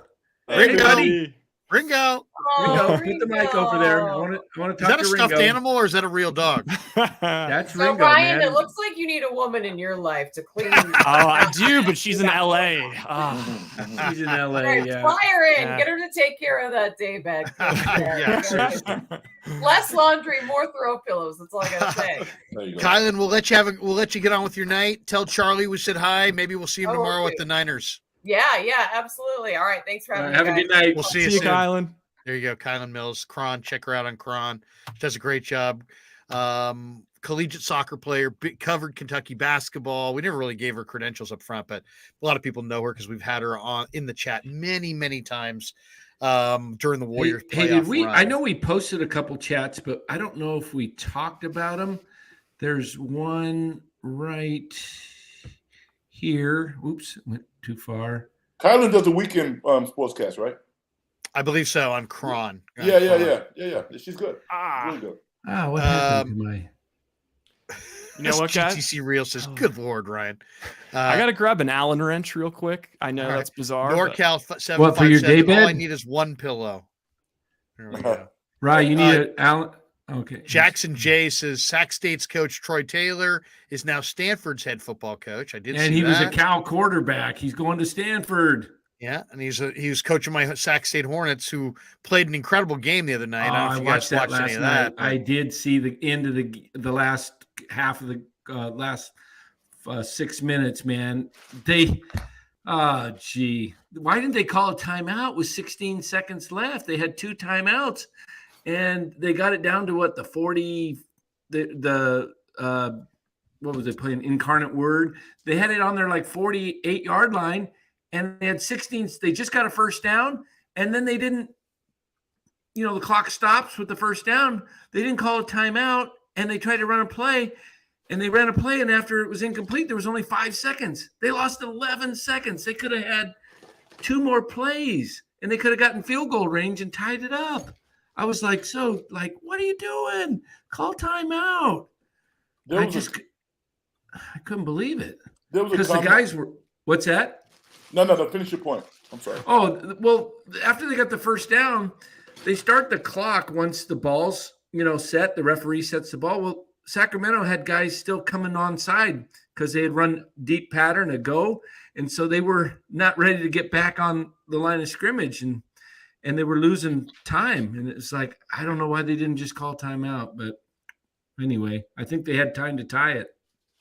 There was a point I wanted to make about Brock Purdy because it kind of reminds me, first and foremost, the 49ers would probably be okay because Shanahan has the ability to control the game. And he can really dictate how many times he throws, how many times he runs. And it takes me back to the New York Giants when Parcells was the coach and Phil Simms got hurt. And Jeff Hostetler was the quarterback. Yeah. They can control the game. The only challenge that I have is Tampa Bay's defense is really not a great matchup for the 49ers simply because they got great linebackers. I'm concerned about Brock Purdy maybe getting hurt. He gets rid of the ball quite a bit. but he's not a real big guy. I haven't seen him in person, but he doesn't appear to be real big. Is he, Larry? He's about 6'1" and change, about 225. He's actually a little bit thicker than you would think. He doesn't have broad shoulders, though, and he's under 6'2". But the nice thing is, if you go back to last week, the ball came out on average in 2.67 seconds. It was the fastest snap to release of any quarterback in the NFL in week 13. So he is getting the ball out quick, but I totally agree with you, Frank. As far as Shanahan, in a lot of ways, it's up to Shanahan to protect him, keep him away from 7-step drops. He's going to have a clock in his head. Teams are going to force him to throw it outside the numbers and down the field a little bit. But, Shanahan let him throw it 37 times. And I personally think that your actions speak way louder than your words. Shanahan has always said the right thing about everybody, about Trey, about Jimmy. But look at how he managed Trey. Look at how he managed Jimmy. Look what he's allowing Purdy to do. I think the Niners, believe it or not, even though it's December 10th or whatever it is, they're now playing their smartest quarterback, and I think they're also now playing their most accurate quarterback. I think Garoppolo's a bigger athlete. He's got more experience, but he's got a little bit bigger arm. But I think Purdy's smarter, and I think Purdy's more accurate. And in some ways, he's exactly what Shanahan wants, to kind of spread the ball around underneath to his weapons. I just think it's going to be about, can Purdy have appropriate fear of Tampa's defense and not let, don't hold the ball and sit there and let these guys Vita Vea bury you, because I don't, he's the kind of quarterback that he could take a hit that he wouldn't get up from and would end his year. And so, and he's so tough that I'm afraid that he might want to demonstrate his toughness. Right. And you don't want to do that against NFL defenders. So I would say my biggest fear is nothing about what Tampa's going to do or the Niners. It's just about, will Brock show enough fear and not take hits? Hey, Larry, we didn't get to these earlier tonight. Yeah, I think I'll we go posted through all them. of them, Danny. I'll go through all of them when we're towards the end. We'll go through all of the So this looks like a new listener. I thought we would get. Howardrick Pittman says, great show tonight. A hype Dubs win. No question about that. We've got this one from Glass Half Full Guy, $4.99. What the hell is Farhan doing? I see all these moves being made by other teams, the Mets, and we're doing basically nothing. Here's hoping for Carlos Correa. I don't see what has happened since we took this live stream. Has anything happened in the No, the Mets world? signed Senga for 5 years and $75 million. Kodai Senga is now a Met. I mean, how the Giants didn't offer him $90 million 5 years. I mean, think about what Farhan has done. He completely misread this entire market. Last year, he wanted to re-sign Rodon, he said, and they were negotiating. He could have extended Rodon, could have given him 4 years. He had a 23. He was signed for 23 for $22.5 million. He could have extended 4 years for $120. So it would have been 5 years, just under $150. Now Rodon's looking at wanting a 7-year deal because of the deal that Jacob DeGrom got from Texas. DeGrom at 34 with tons of arm problems got a 5-year, $185 million deal. So Farhan just completely misread the market. And now Senga, how did he not get Senga? I mean, you could have signed Senga for $80 million in 4 years if you didn't. I mean, there's an old saying, there's no easing into a street fight. There's no easing into a free agent market in 2022. I get the feeling that Farhan wants to make the kind of moves that he's not going to regret. Free agency is all about making moves that you're going to regret. Exactly. And I don't think that he's come to that realization yet. And so he's still, give you an example. Carlos Correa. Carlos Correa is going to get a 10 or 11-year deal. Easy. He's a 28-year-old shortstop. That means you're going to be paying this guy to be, big money at 39, 38, 37. who the hell knows what he's going to be at that point? So I understand that it's a landmine of decision making and that you could look really bad. But guess what? What's the alternative? Right. The alternative is that you're bad and boring, and 800,000 fewer people have gone through the turnstiles. And if that trend continues, you probably canned at the end of the year. The revenue is going down. I looked at the revenue from 2001 through 2022. I mean, they peaked in 2017. Actually, their revenue was like over $400 million, and now it's going to be or was it billion or whatever it was, but it's gone down and it's in the threes now. It's in the low threes, and so it's going to keep dropping because attendance is going to drop. What I don't understand is when Judge, you knew it was a long shot. They should have given him a deadline before the winter meeting started because they got played by him. And had they given him a deadline and said, hey, we just have to know, here's our offer, pivoted, and then went out and said, okay, the market's obviously much higher. Once they saw DeGrom's deal, you had to know this market was going to be out of control. And they should have jumped on Rodon, signed Rodon with the money. Danny, they don't want Rodon, and he doesn't want them. Well, he would have if the money was right. If they offered the money. I don't think so. I do. I think if they would have signed Rodon and Verlander, I think Rodon's and Senga, leaving for sure. See, the problem is Giants can't attract position players that are stars. They get the mid-level to lower-level guys. They get the Hanigers. They get the Jock Peterson. They don't get the superstars. Forget it. So what do they get? What do they do well?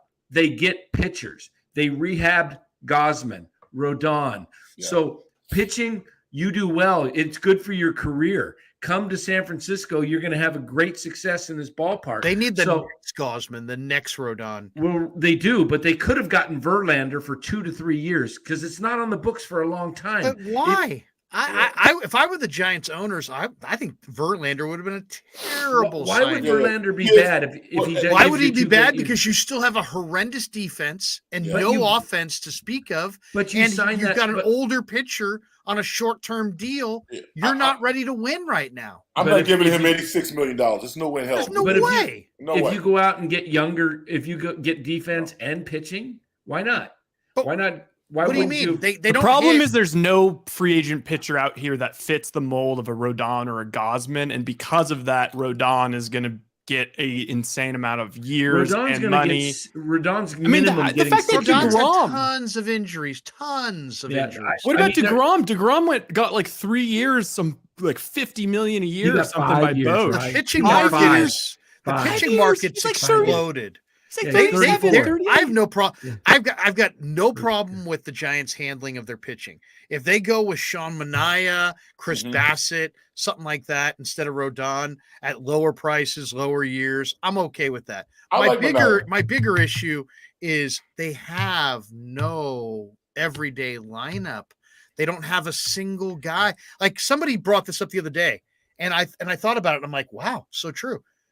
Let's say you're a 10-year-old. And you're a hardcore Giant fan, and you say, Dad, Christmas is coming up. Will you buy me blankety blank's jersey? Whose jersey would a 10-year-old Giant fan want to buy? I mean, it's, what I'm saying? There isn't one. And that's, here's the big question. If this is true, Anonymous says, Correa has to get at least 11 years, $320 million based on what the other shortstops got. No way Farhan is doing that. Would you guys give Carlos Correa 11 years, $320? I think he's going to get $350 because the Padres offered Turner 342. Right now, the high is 341 with the shortstops with Lindor. And Boros is his account or client. I don't think he wants to Correa is going to be the highest paid guy. And so I think it's going to take 342 minimum. I don't see Farhan doing it. And at this point, I don't think Correa moves he helps, but the Giants need so much more. If you could get Correa and then go ahead and package Luciano and get like a Brian Reynolds or something like that, then maybe you save the offseason. But if you're just going to stick with Correa on this team, I don't see why he would want to come. Well, not only that, the Giants supposedly need a center fielder, and today Kevin Kiermaier went back to the Blue Jays.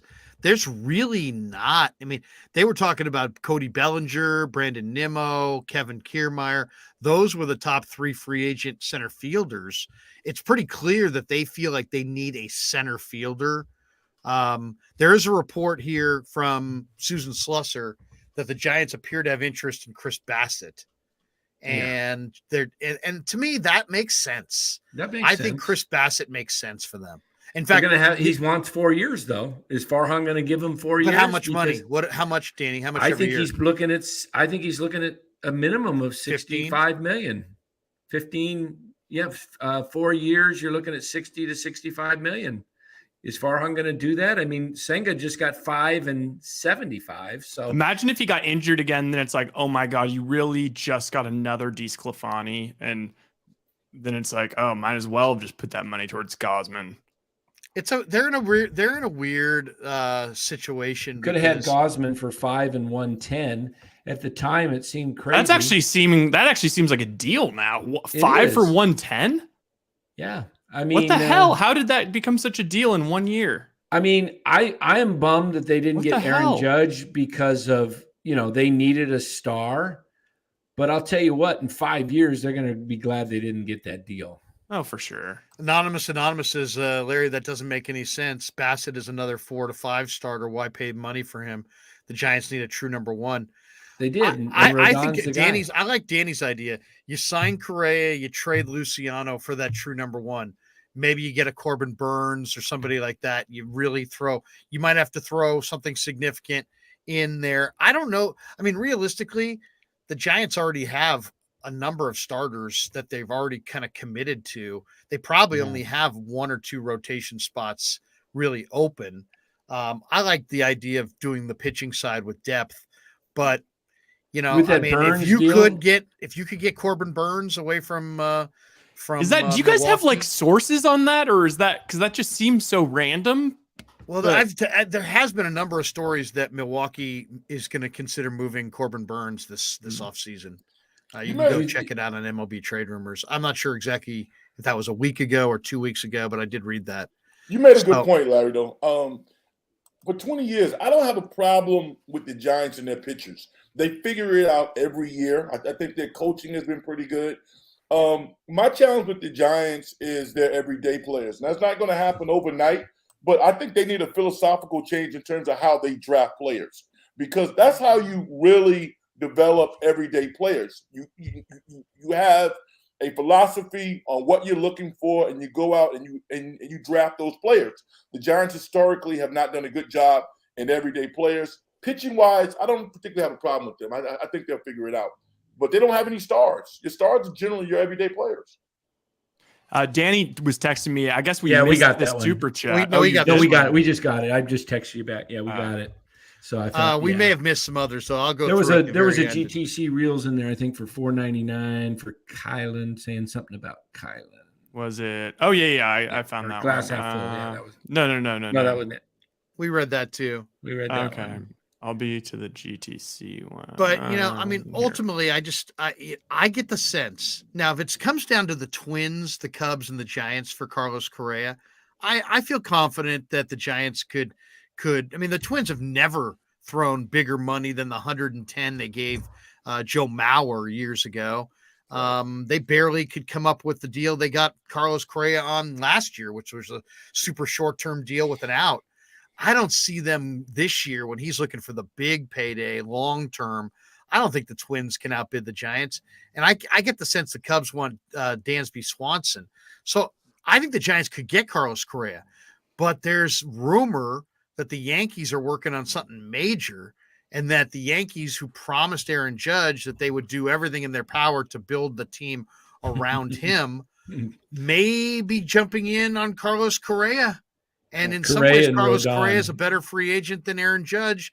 And I think everybody knows it, including the Yankees. So to me, I think there's an outside shot, guys, that Carlos Correa winds up in the Bronx in pinstripes. Oh, I wouldn't be surprised at all. And I mean, that's if he's not a Giant, I think he'll be a Yankee. I tweeted that earlier, or I tweeted that when December 9th. I tweeted that yesterday. Imagine if the Yanks not only bring back Judge, but also steal away Correa and Rodon from the Giants. That opening series in the Bronx would be traumatizing for Giants fans everywhere. # elated.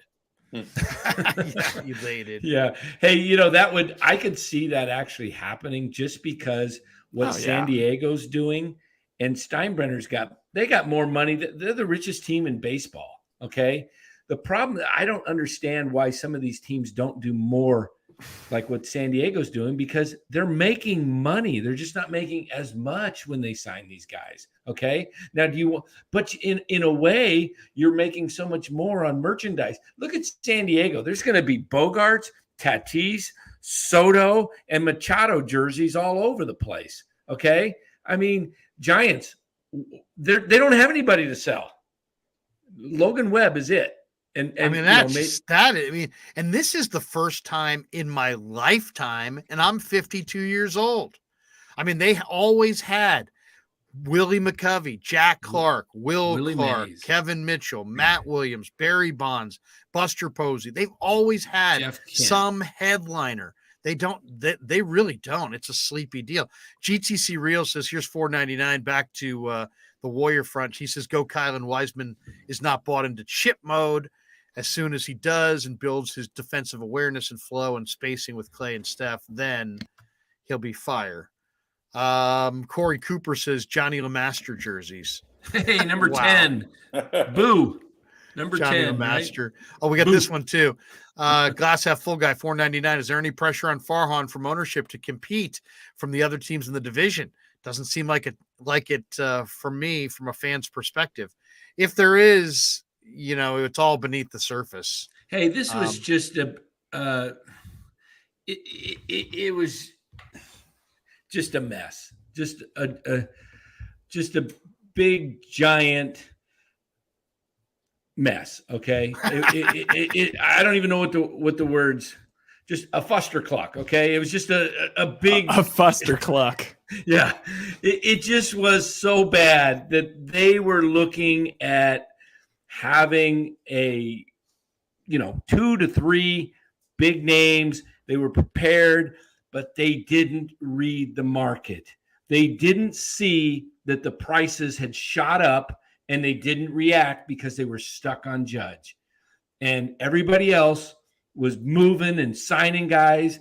And I mean, when Trey Turner went off the books at 11,300 and he turned down 11,342 from San Diego, boom, Phillies, they wanted him. He wanted to be there. Boom, done.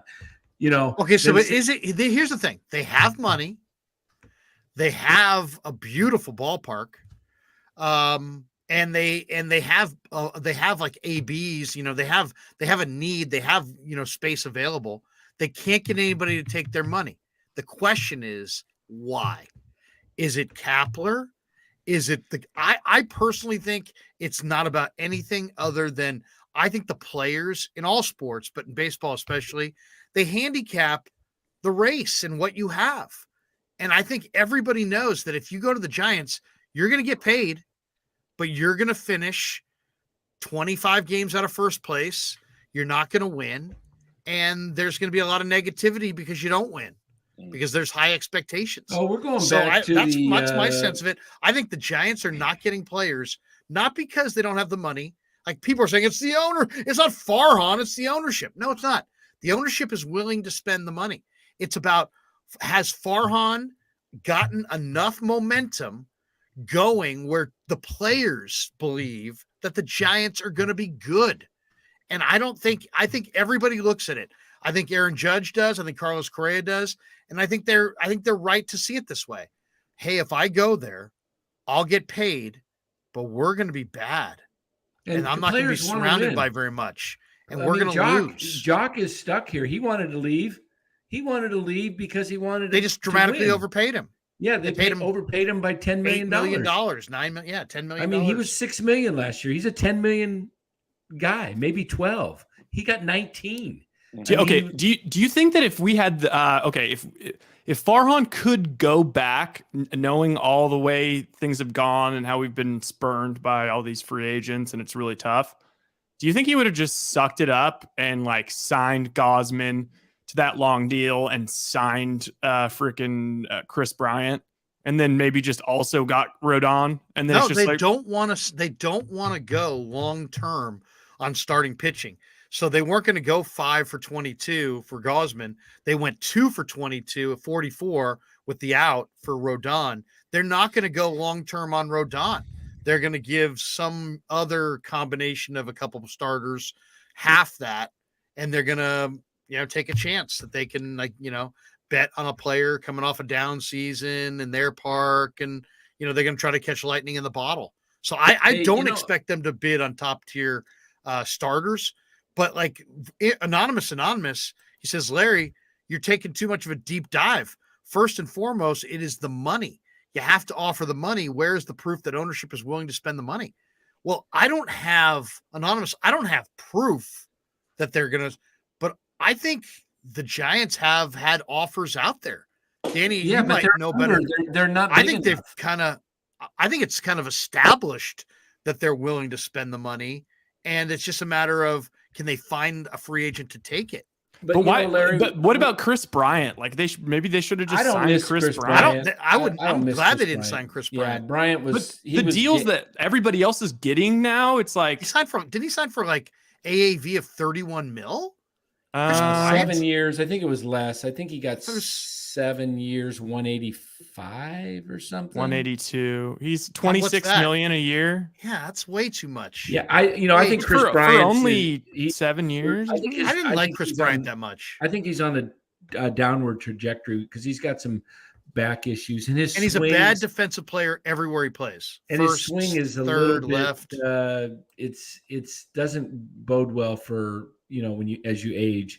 I do think. What would we have to give Correa? Anonymous says, what about offers? Yes, low bids though. Why not give $400 million to Judge? The Padres offered what, Danny? For Judge, 400. It was more. I thought it was 410 or something like that. No, 400, 10-year 400. This is what you said. So the Giants wouldn't have necessarily gotten him for 400 mil. Well, if they started at 400, maybe. But I don't blame. First of all, you got to believe this. Nobody in our lifetime has ever left the Yankees when they're the toast of New York. You don't leave the Yankees when you're the toast of New York. I don't believe that Judge was really ever coming here. I really believe that he used the Giants as a stalking horse. I believe it now. I see that now. I agree with Dan that I would have come forward with the 10-year, $400 million offer early, like a month ago, and said, Here it is, 10 years, $400 million, but you got 48 hours to make up your mind. $400 million. You want it? There it is. Instead, they waited for the market because they didn't want to overbid anybody else. I don't really think that Judge was coming here even at 10 years, $400 million. You don't get screwed like that. You meet with him, you find out where he's coming from, and they tease the fans by making them go through this thing. And you make that offer, and you say, "This is it. We're going to give you 10-year, 400. Take it or leave it. You've got 72 hours. Talk it over with your family." But we're not going to be used. We're not going to be, we're not going to be played. If you want to go back to the Yankees, we understand, The Giants have never, ever signed a superstar free agent with the exception of Barry Bonds. Yep. Right. And I'll tell you what. And he was playing for the Pirates and then came home. If they want Ohtani, you know where they have to start next year at Ohtani if he becomes a free agent? I'll be $500 million. Easily, you start at $500 million, and you would make money. That's the thing. And you know what you also do? Make some money. I wouldn't even be opposed to paying him defer $500 up front, for 10 years, and another couple $100 million in deferral for 30 years. Just whatever you got to do. They're at a point now where they need to get creative. Yes. And because the names are coming off the board, the value after Correa, the value just isn't there. I mean, and then you're going to really overpay for some really bad players. I mean, what I would do is I would target a couple of players who are on a team and they have big contracts and the team is looking to get out from underneath those contracts. Javi And I would Baez. force those teams Chris to throw Bryant. me one good player in addition to, I'll take all that money off your hands because I've got money and you don't. But I'll take Madison Bumgarner away from you, Arizona. But guess what? I want Pavin Smith and the kid McCarthy. Jake McCarthy. Or I'll take Javi Baez away from off your books, Tigers. But I want, another player to go with that.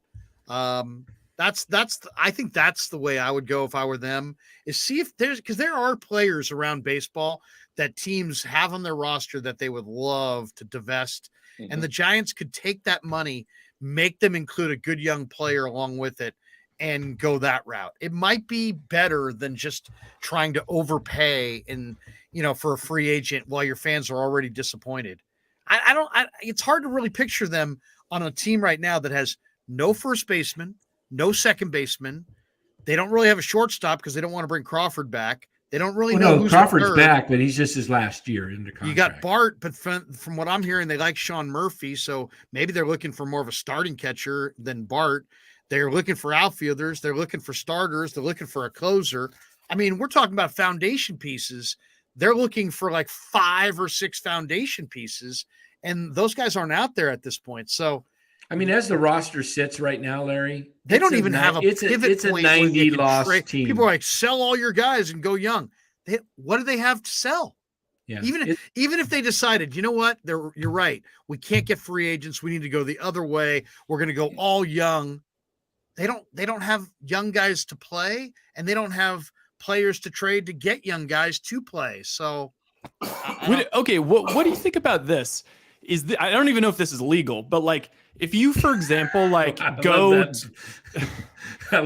example, like signed, Chris Bryant to the 5-year deal and Gosman and Rodon, and then like maybe 2 years from now, you're kind of getting a little, you're like, I don't know if we necessarily want to keep paying these guys for 3 years. Couldn't you just at the deadline, like find some desperate team that's super rich, like the Yankees, and just like give them Gosman and then probably even get some prospects back? Like that's always an out. Well, I mean, the Giants could have done that last year with Rodon. Yeah. But didn't. Because they didn't have any other. Yeah. Because they were worried about, why they didn't do it? They didn't do it because they had the Will Clark ceremony coming up later in the summer, and they didn't want it to be, and they had the 2012, wasn't it the 2012 reunion, Danny? Yeah, or was it 10-year reunion. And so they didn't want an empty stadium, and they knew Rodon was like the only guy who was really going good.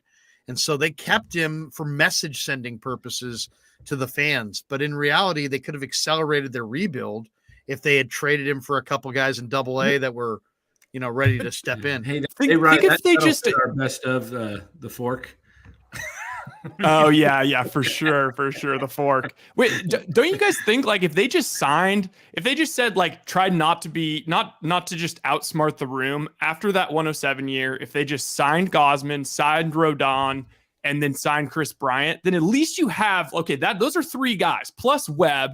Now you have a pretty good threesome there at the top of the rotation, and then. I know also Chris the Bryant's worst defense and the worst. You've got a bad offense and not a good defense. The thing is that Chris Bryant isn't like some great defender, and he's not like some phenomenal hitter. But compared to the dog shit they were rolling out there last year, he's an absolute stud. He would have been far and away their best hitter. Like just hitting 270 for 25 home runs. Like it's that crazy, and at least he's versatile all over the place.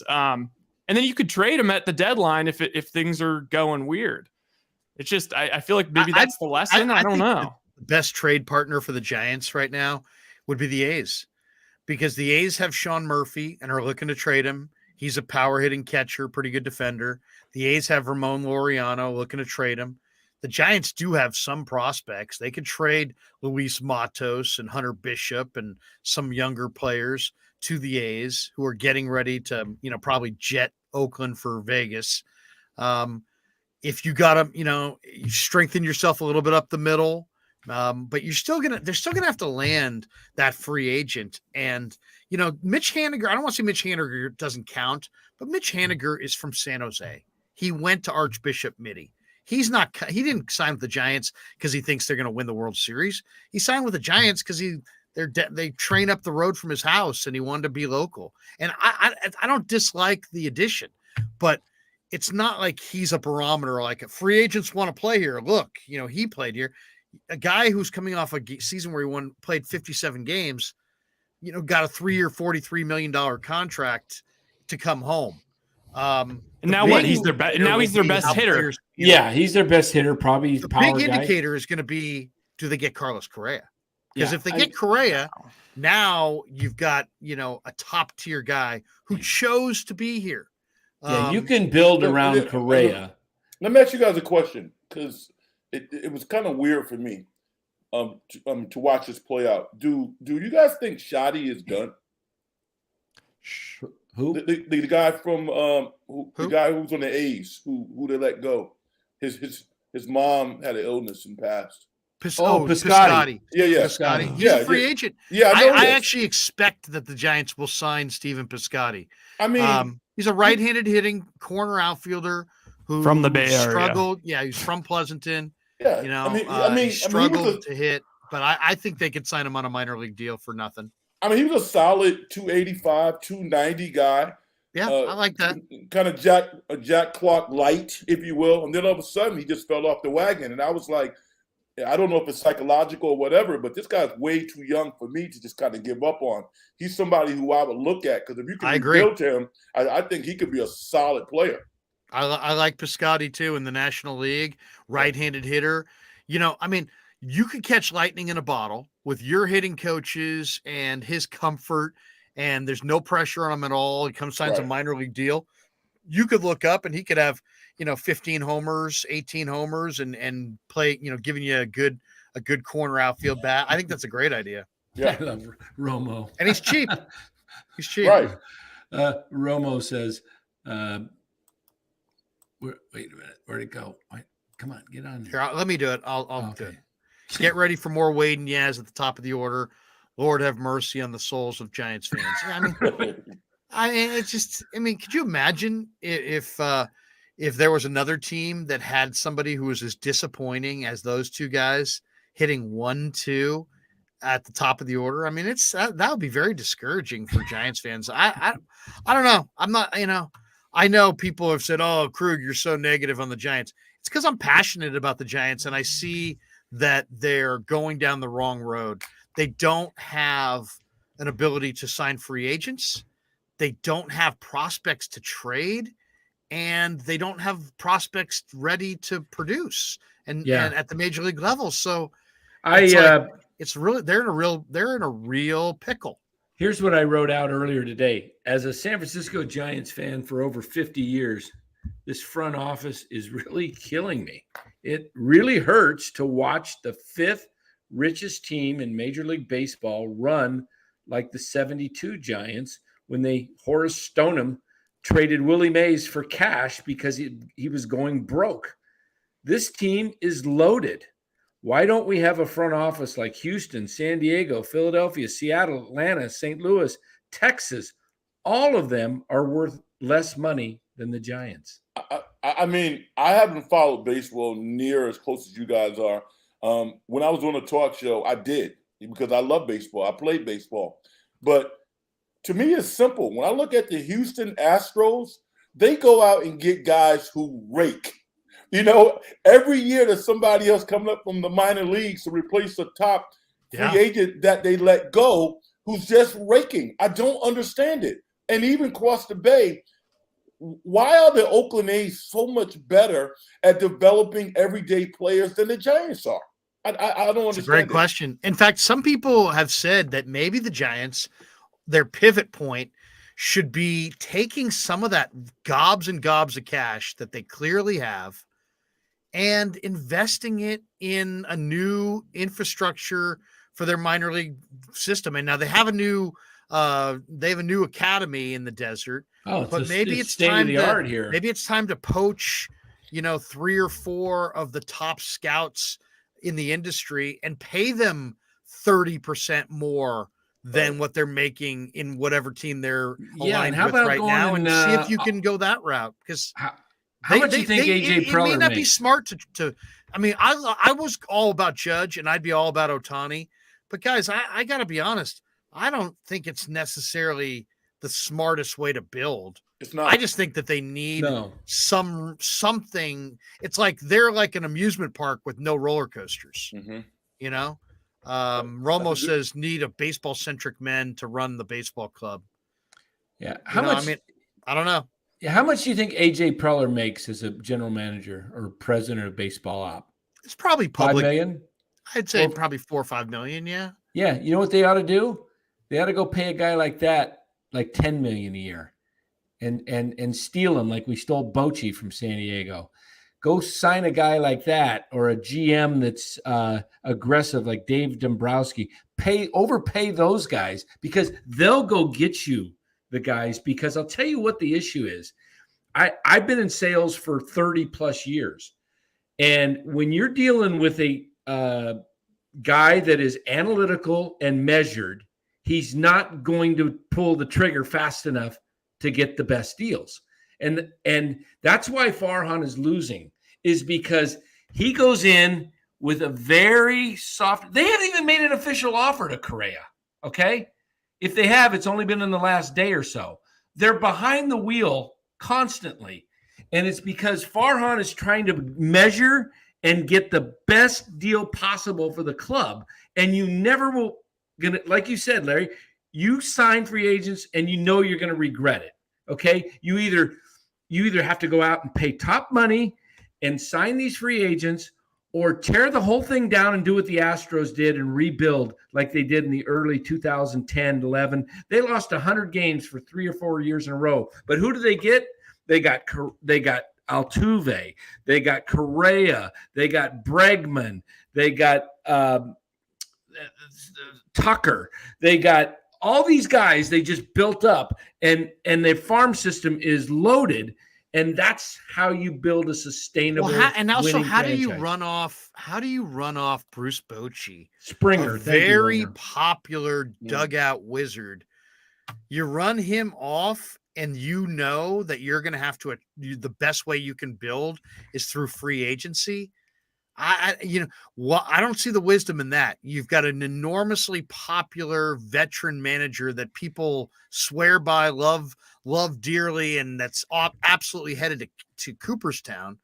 And even though he won those 3 titles in your organization, and players swear by Boch all around the game, and you had to attract free agents to build, you ran him off for a guy who, I don't know. I mean, I can't really speak definitively how the players feel about Kapler, but I think that if players really loved Kapler, there'd be a few of them on the record already. Now he's been here 3 years. That would be on the record as saying as much. Is there anybody on the record? Is there any player on the record saying that they love Gabe Kapler? Haven't heard one, but did you? I haven't heard one either. Did you hear what Jacob deGrom said? He said he loved Boch. He said Jacob deGrom says Bruce Bochy being the manager was a factor in him signing with the Rangers. I responded to that. How about the Rangers they're 4th in the AL West last year, and they're just like, I don't care. We're just going to go freaking sign. Last year they signed pitchers. Corey Seager and Marcus Semien.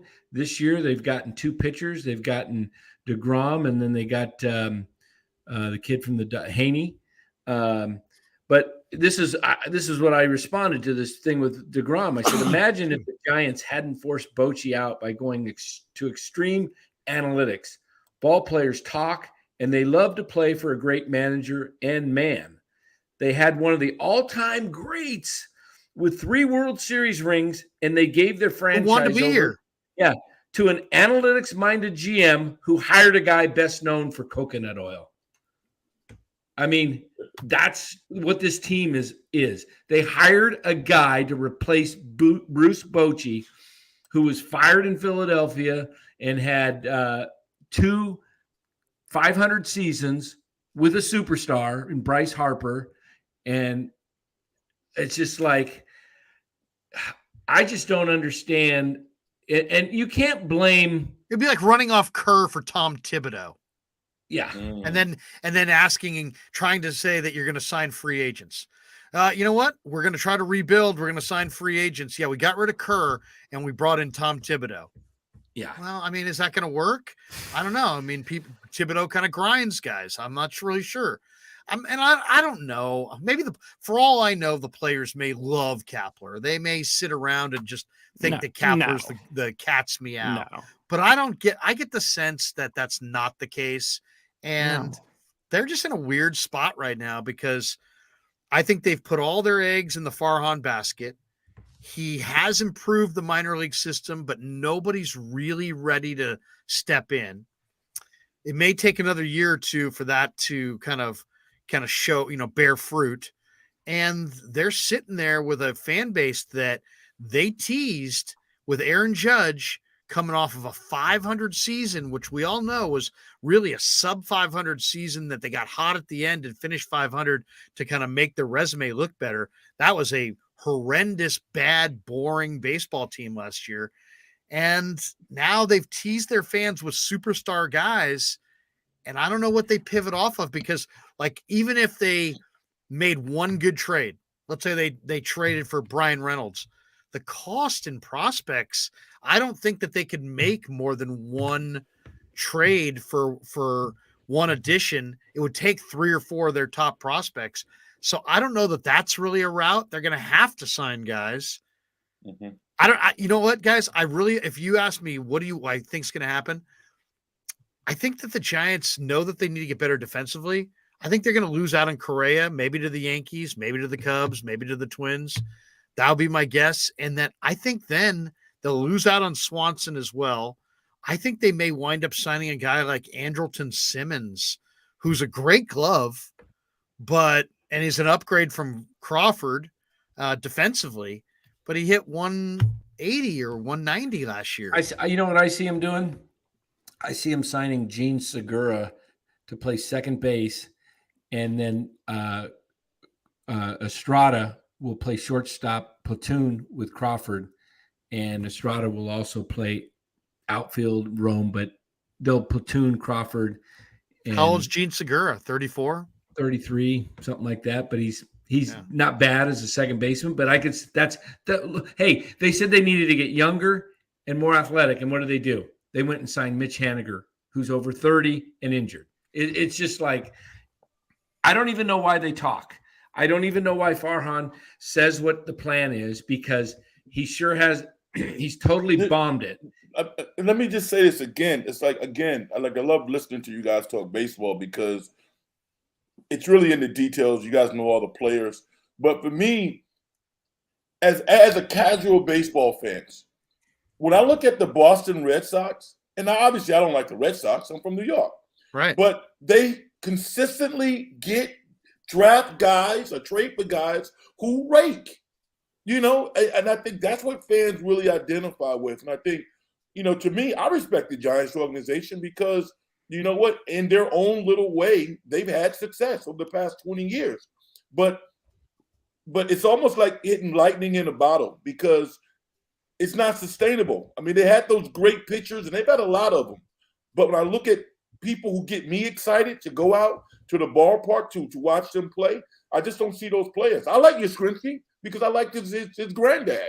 But he's a good player, but he's not the type of player that's going to put butts in the seats. And I don't see those guys. No, he's solid. But the Giants need to get back to what, at this point, they can only do what to make them competitive is to go with pitching and defense, because they're not going to get the big boppers right now. They're not available. Who even could you sign for pitching and defense? Defense, you could still sign. You could still get Rodon and Bassett. The center fielder? The Dodgers and the Padres changed the game. That's not going to work anymore. The other thing. The Giants need to be honest with themselves, and I don't know how the process works for, like, how can you, like, is there any inkling of, like, selling ownership stakes in this team? Like, is there any shot that the ownership changes? Because they need, like, they need probably to tear the whole thing down That's They won't probably the do wise. that, though. I know. No. That's what I'm saying. They won't want to do that. But I say you just honestly, They brought in Farhan to be like the Dodgers. I know, but who's they? Is they the ownership group? Larry Bear was the guy that was in charge. Okay, so let's get. I don't. They're in a predicament, right? You know why? Because they don't have. If you say what do they have, they don't have players coming out of their system, but they do have a lot of money. They're a box office hit. They own their own ballpark. They own all the land around the ballpark. They've become a real estate development organization. They have no prospects really, relatively, but what they have is huge money. But they wanted to take their huge money out into the marketplace this year and go get free agents. But those free agents are looking at 7 to 10 teams that are flushed with money. And so it becomes a referendum, not on the dollars, but on how competitive are you going to be? And so they're not going to be competitive. And everybody sees that. And like kind of like the Warriors had to have Andre Iguodala before they could kind of get it rolling. Somebody had to be the first to say, hey, wait a second. I kind of see this developing over here. I'm going there. I'm going to make it a destination. And then he came, and then other guys came, and then it all kind of went from there. The Giants are at that point now where they have so much money, but they have no prospects. So they're looking at how to get better, and they can't make trades. So they have to make signings, and they've gone after with good intentions all the top free agents, but none of these guys are taking their money because they're not willing to overpay because Farhan doesn't want to look bad on the back end. And that's what they have. That's what their advantage is on other teams. Yeah, it's a big predicament. They can overpay, but they don't want to because Farhan doesn't want to make that deal, because those are the deals. Like even Correa, I got to be honest. I love Correa. I think he's terrific. I think he's as solid as almost any young player in the game. But 11 years for Carlos Correa? No chance. So the Giants are going to have him at shortstop. I mean, look at Crawford right now. How old's Crawford, Danny? 35. Yeah. So that means if Crawford were Correa, fast forward into the future, you have him for this year, next year, and like 2 or 3 more years after that at huge money. Yeah, 40 million. That's all going to be million at shortstop. And if he slows down, what do you got? So you're looking at like they're in a tough spot. They're in a really tough spot. They're in a tough spot. Has anyone really come out and like brought up the idea of maybe kind of retiring Larry Bear, pushing him into a cushy position, but bringing in full blown, get rid of Farhan, get rid of Gabe, get rid of Larry Bear, actually just bring in fresh blood with their own idea on how to run things, that are motivated, that have their own successful baseball people that have had success. I don't even care about that. I think Farhan's smart, okay? But they made one major mistake. They didn't go get a proven architect. Go get John Hart. Go get Dave Dombrowski. Go get Ned Coletti. Go get, there's any number of proven guys who have built a team. Yes. Instead, they took a chance on brain power and a guy that they liked in Farhan, but he doesn't. It's all a projection because he's never actually done it. Like, that's the one thing about it. It's like, when you can walk into a room and say, guys, I've done it. Here are the rings. I think that there's credibility there.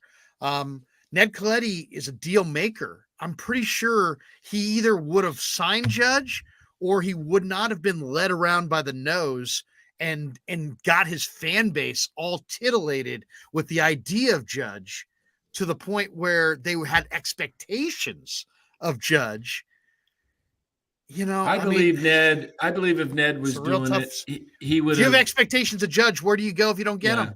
But I don't, it's not even about Judge to me. Like, I'm like at the point where it's like, sometimes you got to look in the mirror and be like, the Padres are generationally loaded. The Dodgers are generationally loaded. Both of those teams are not going away for the next 10 years. They're going to be freaking insane. You're not even better than Arizona. Yeah, and then Arizona and Colorado, are on the come up. Yes, they are. This is not the time. Like, it feels like to me that the ownership or Larry Bear, or I don't know if it's Farhan, they just won't rip the Band-Aid off. They're like, we've got all that goodwill and nostalgia from the 3 championships, and we're just milking the shit out of it. And we're going to try and be every year. We're never going to bottom out. We're just going to try and be. They can't even say fine. rebuild. We want to be able to. If you can't say rebuild, you can't rebuild. Yeah, exactly. Yeah. They want to. They just want to go off into the sunset with bringing up the good old times and just trying to be reasonably competitive.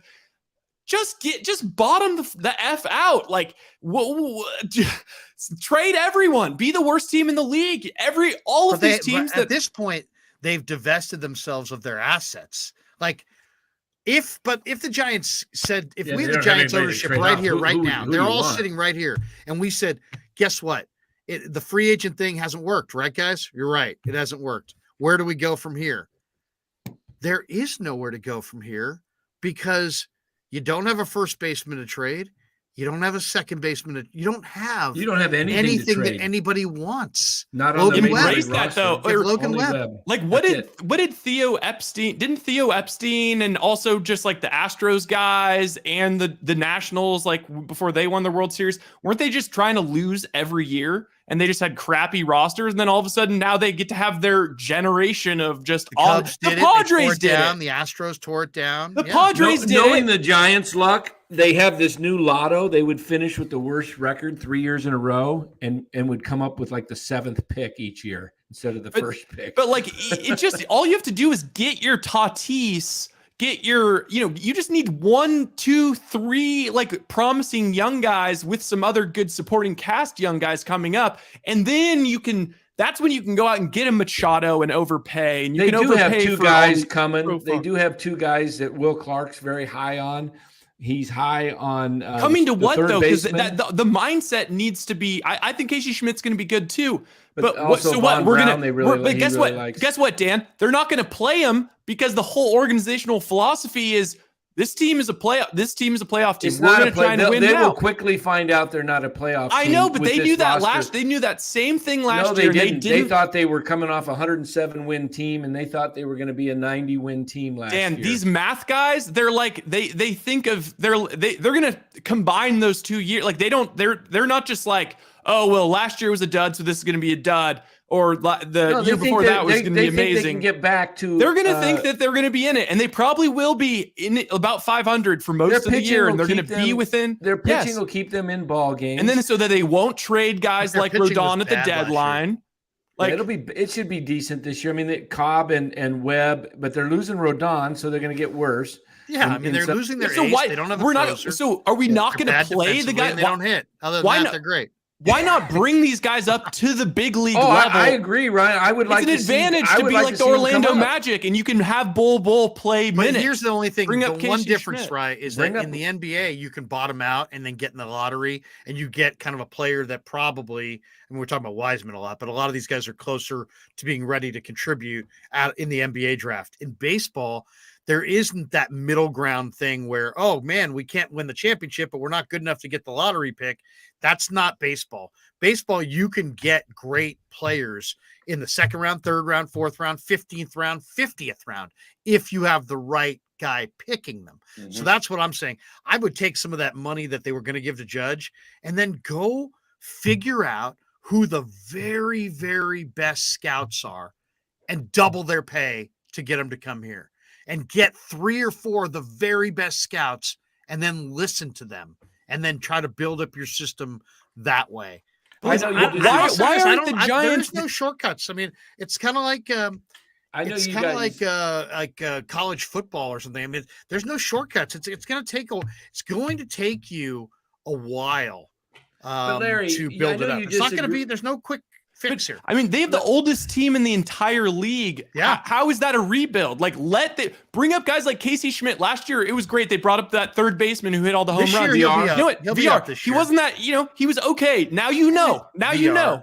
He was okay, but now you know that he's just okay. All right, now let's bring up other guys. Let's bring people up. If they can rise to the occasion, actually play well, then it's like, boom, I just learned information. This guy can help like the A's, huh? Just be like the A's. Yes, be like the A's. The A's actually produce like players all the time. They're coming at it. I mean, they had like 3 or 4 catchers, it seems like. It's going You to take know, it's going I to know take some you- ingenuity for sure. I know you disagree with me on this, but I personally would have taken the 360. If you're willing to put out 360 for Judge and you knew the back end was going to be awful, that you were only probably going to get 5 years out of the 9 that were decent, I would have taken and gone short term and spent money on Verlander. I know he's 40, but he was a Cy Young Award winner. Give him $90 million for 2 years. Sign Rodon. He's only 29, and you get 3 great years But out these of Rodon. players, Danny, have a choice, and they're not choosing to. But if you come to would places package like them and you went after them and you built the best starting where did pitching in Verlander baseball, go? He went to the he Mets. went to the Mets. Because they can Yeah, but- win. He can win but there. if you went and said, "Hey, look, Justin, we're looking to build the greatest starting pitching in baseball right now. We're going to re-sign Rodon. We're going to offer him, and we're going to get Rodon." Yeah, well, and you then get- it's a domino effect because once somebody signs, Yes, then all of a sudden, exactly. and it's So you like get that's the Rodon other and side of it, Dan. Verlander. If you're Huh? gonna go for it, go for it. Just That's what sign I'm all these saying. guys. But Go you're for talking it. about the great Rodon, Danny. You're talking about the greatest rotation in the game. He's saying, "Wait a second, I'm joining Scherzer. You have Logan Webb." Yeah, but I'm And- going to have Rodon and Senga too. And But now you I've didn't. got. But if you would have done that early and set the market instead of waiting for it, you could have said, all of a sudden you've got 4 starting pitchers that you have, plus you have depth with DeSclafani and Wood and Junis and Harrison. Now you've got some guys that you can trade at the middle of the season because you got 8 pitchers, and all of a sudden people are like, "Oh, the Giants are loaded with pitching. Everybody wants pitching." And then you can go out and you can sign a center fielder like Kermeyer, and you have defense. And now you've got They didn't get do some any of other it. guys. Maybe you would have gone here's the after thing. We got Jose this one. Abreu, and Haniger. Now you got some pop from the right-hand side, and you're only with these guys for 2 to 3 years. And you got your guys supposedly you're building up. So instead I of don't having think they're a going to 9-year win with deal, Haniger you got and 3 years. Kiermaier. You They're got not winning 3 with years those of everybody, and they're gone. And you're not But waiting. they're not winning down. with Kiermaier and Haniger. Come on. What's that? You're not winning shit with He's Kiermaier saying and Haniger. He's saying if they had Verlander and I'm saying if you had all the those pitching, guys. you win. The Giants won 3 World Series championships But once again, with not somebody one has superstar. to be the first. And they're That's true. not going to be the first. 'cause Rodon? They don't Rodon would have been believe the that first. anybody's coming behind. If you went and offered Verlander 2 years, $100 million, he would have signed. That He would be a would've signed. terrible decision. Why? Because you're not going to win, Dan. It doesn't really affect winning. If you got Rodon and I- Verlander and Senga, You're not you have. going to win. How did You're the not Giants gonna win 3 World Series? You have They didn't the have the worst best lineup. defense in the league. The Dodgers but are then not why are we You even have the worst outfield defense. You have the worst infield defense. You have very little offense. right. You're not going to win. Those guys want to go where they can win. The reason that nobody's signing with the Giants is because that none of the players believe they can win as but then much this as whole the other teams. this whole thing becomes kind of mute. Like, why are we even having if no matter what they're not going to win just by signing 1 or 2 players? Then what? I mean, so they could have signed Judge, and it's like, all right, I guess it's exciting to watch him hit some home Michael runs. But Michio says, but Posey. Yeah, Posey was a star. When I say superstar, I'm talking about the guy that hits 35, 40 homers. Posey was an all-time great catcher, and as a catcher was a superstar. so But so The Judge thing, right? but they had You asked about the pitching. Judge thing, right?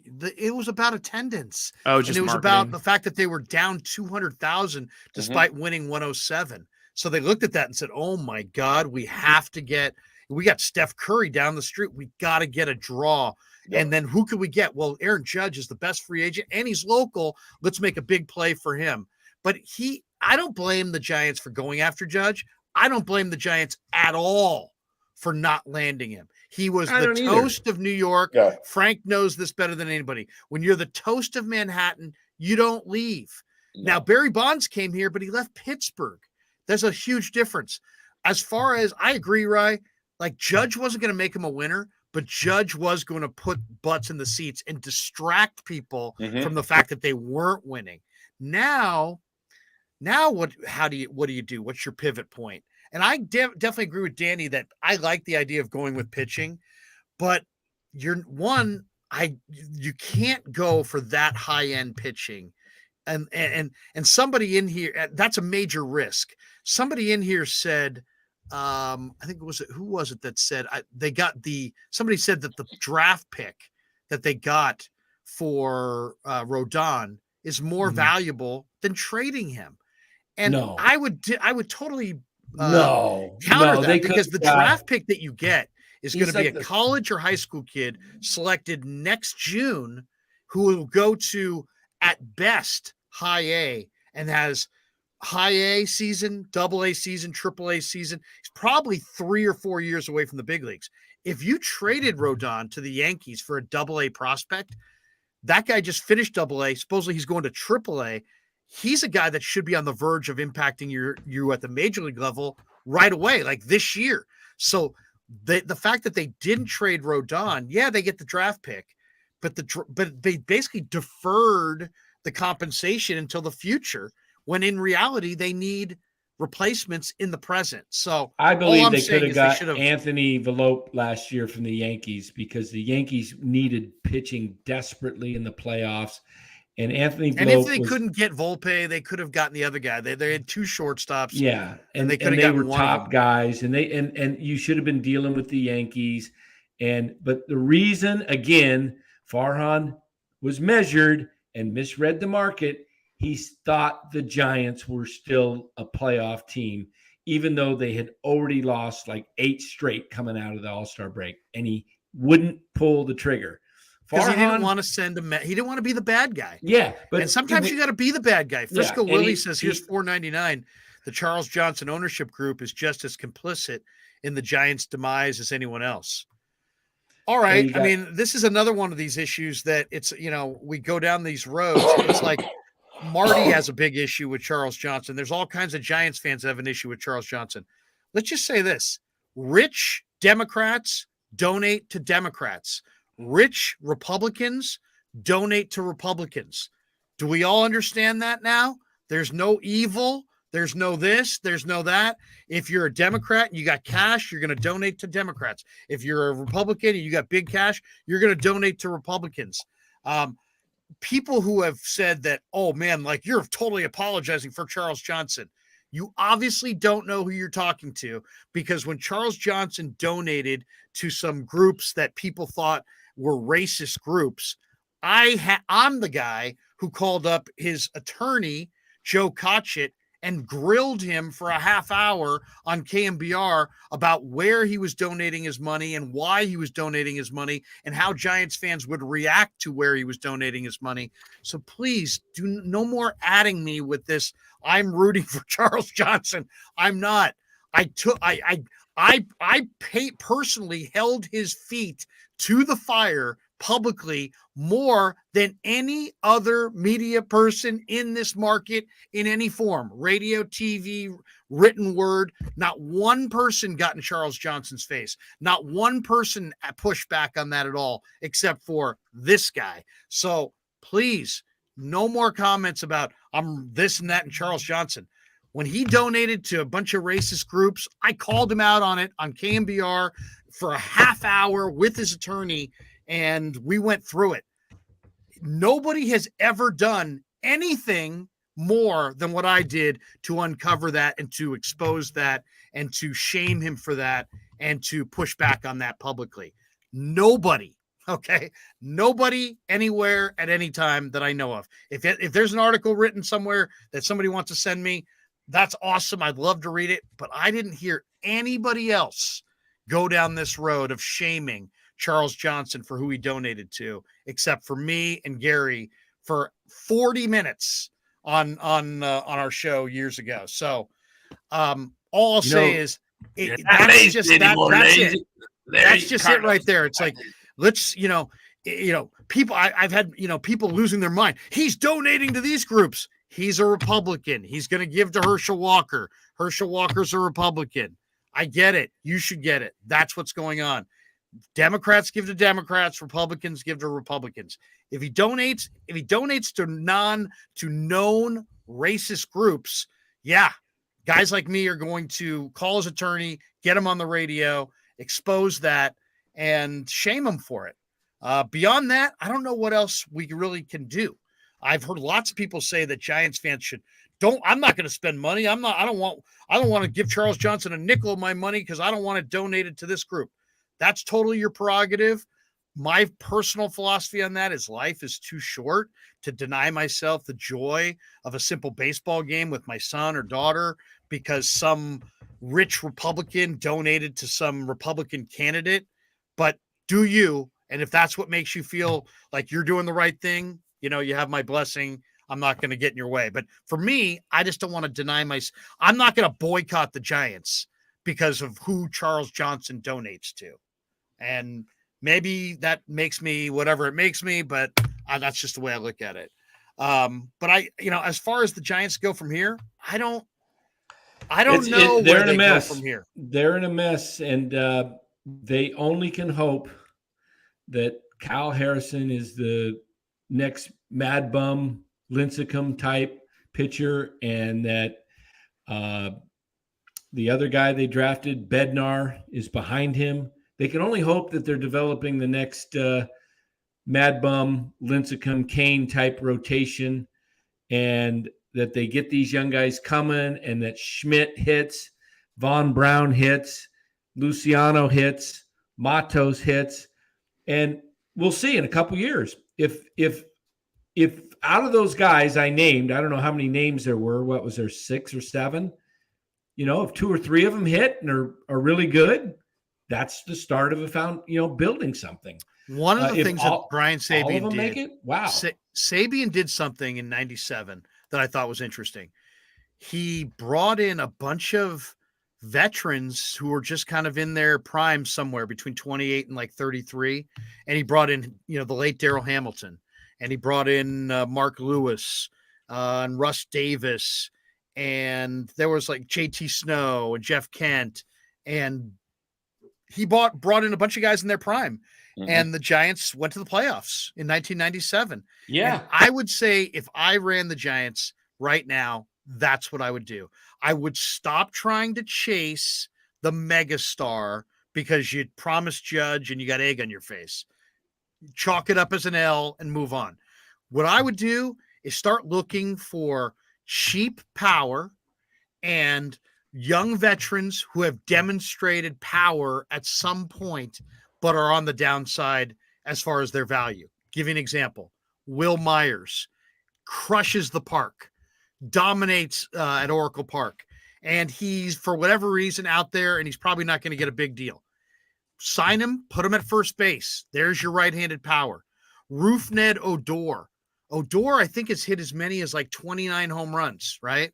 He's got big lefty power, but he also has a lot of swing and miss in his game. Get Roofned Odor in the house and see if you can unlock the 30 homers that he hit earlier in his previous stops. He's not ancient. He's 29. This sounds a little Farhan-esque. I would, but I'm saying, you see what I'm saying, right? I would go for instead of like a big name guy that you're spending 20 million on, forget all that. Don't even bother with that. Save your money for the future for Shohei. But go get Will Myers. Go get Roofned Odor. Go get a quality outfielder. Maybe make a trade or two.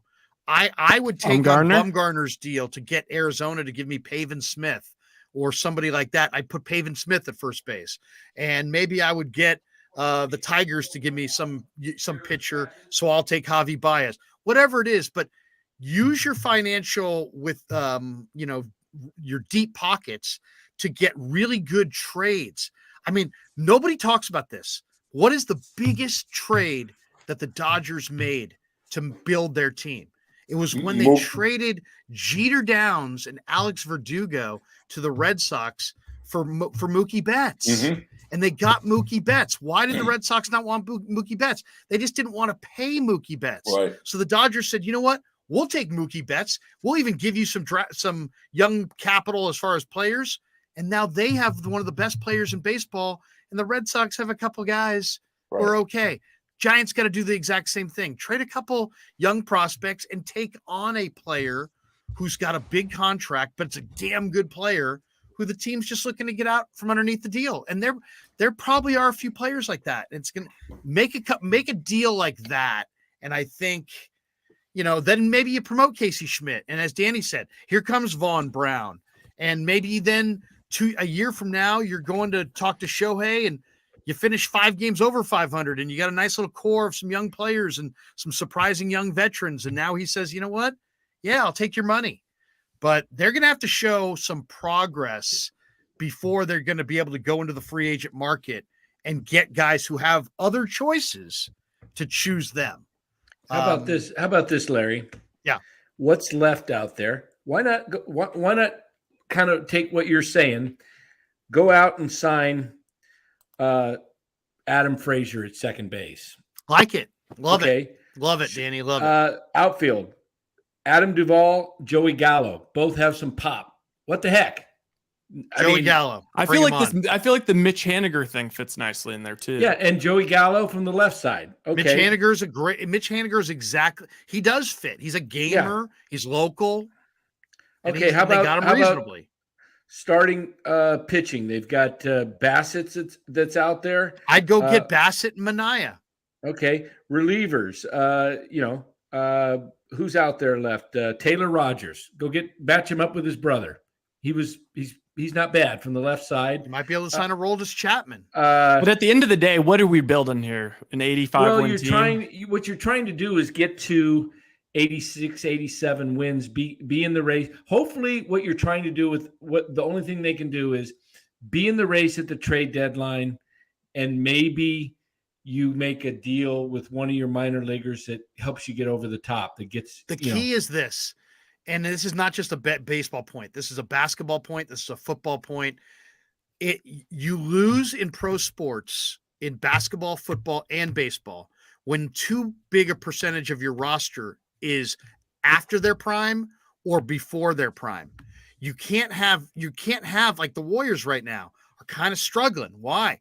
Because you got a couple guys who are right there on the edge of the end of their prime, and you got a couple guys right there who aren't quite entered their prime. Right. So Kuminga's not giving you much. Moody's not giving you much. Wiseman's giving you less. Steph's kind of still Steph, but Clay's trailed off a little bit, and Iguodala is not even a factor, and Green different night to night. So that's where you lose in pro sports when you're too young and too old. Well, you need to have a high percentage of guys in their prime. So don't spend top dollar, but go target free agents who are in that group between 27 and 32 who have shown power or speed or defense, some trait at some point. Invest in them on short-term deals and see if you can catch lightning in a bottle. Well, I'd like to ask Anonymous here what he would do, because he says Frazier, Gallo, another journeyman. Guys, stop. Signing people just to signing them is silly. What can the Giants do, though? Because they don't have the minor leaguers ready to come up and step up and just play them, like Ryan was saying. Yeah, people are like, play the young guys. They don't have young guys, and even if they did, those young guys aren't ready. And the roster they currently have, I mean, would you rather have – I mean, you look at the guys that the Giants have. Wade and Yaz were pretty much minor leaguers that my theory is if you haven't reached the major leagues by 25, you're not going to be that good. There's exceptions, Max Muncy, guys like that. Yaz did it for a year, but he's been a 200 hitter for 2 years in a row. So, I mean, Wade, he never's done maybe that's the shift is gone next year. Shift gone next year could help. I would say use your money to take on like a Bumgarner and then just get a piece or two with them and do 2 of those deals, maybe 3 of those deals. And you take on some guys with bigger contracts, but they're free agents that were signed in previous years, so they probably don't have tons of years left. Well, and then take a guy like Madison, put him in your rotation, but then for that, get a couple good young players coming back from Arizona, maybe Carson Kelly and Pavin Smith or whatever. And then you do that once or twice, and you use the fact that you have payroll flexibility to take on players that other teams want to divest themselves of. You force them to give you a young player because I think that's all they take can that do money is off their books. Is use the money. Look at the teams that are, Detroit. There's a team that's not ready to compete for anything for a couple of years. But that's all I would do. I would just bottom the hell out and just play only young guys and then trade for all the worst contracts in the league to get more young guys. I'll give you an example. I'll give you an example of what I would do. Do what the Braves did. The team that I would target is the Pirates. Okay, why? Because the Pirates have a young third baseman coming up behind Ke'Bryan Hayes, who they really, really like. And they have Ke'Bryan Hayes, Charlie Hayes' kid. And they have Brian Reynolds.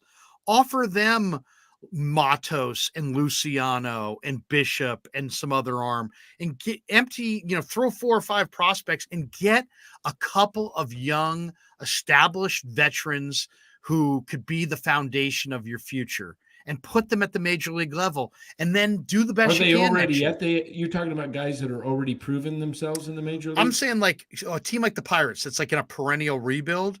Take three or four of your top prospects, like anybody outside of Harrison. So maybe you move Luciano, and maybe you move Hunter Bishop, maybe you move Luis Matos, maybe you move another big time guy, this kid McRae and A-Ball, and you trade them to the Pirates, empty like 3 or 4 of your top 6 guys on them, but instead of getting what ifs, get a couple of young for sures like Brian Hayes and Brian Reynolds and build around those guys. And then you don't have to worry then about, well, what's Luciano going to be? What's Matos going to be? When's Bishop going to be ready? When's this guy going to be ready? Let the Pirates deal with that, and you move on and you get a couple of foundation pieces that you can build around and play at the major league level and build around that. At least then you're not taking any more chances. Because right now, there's 2 ways to build. Prospects, huge risk.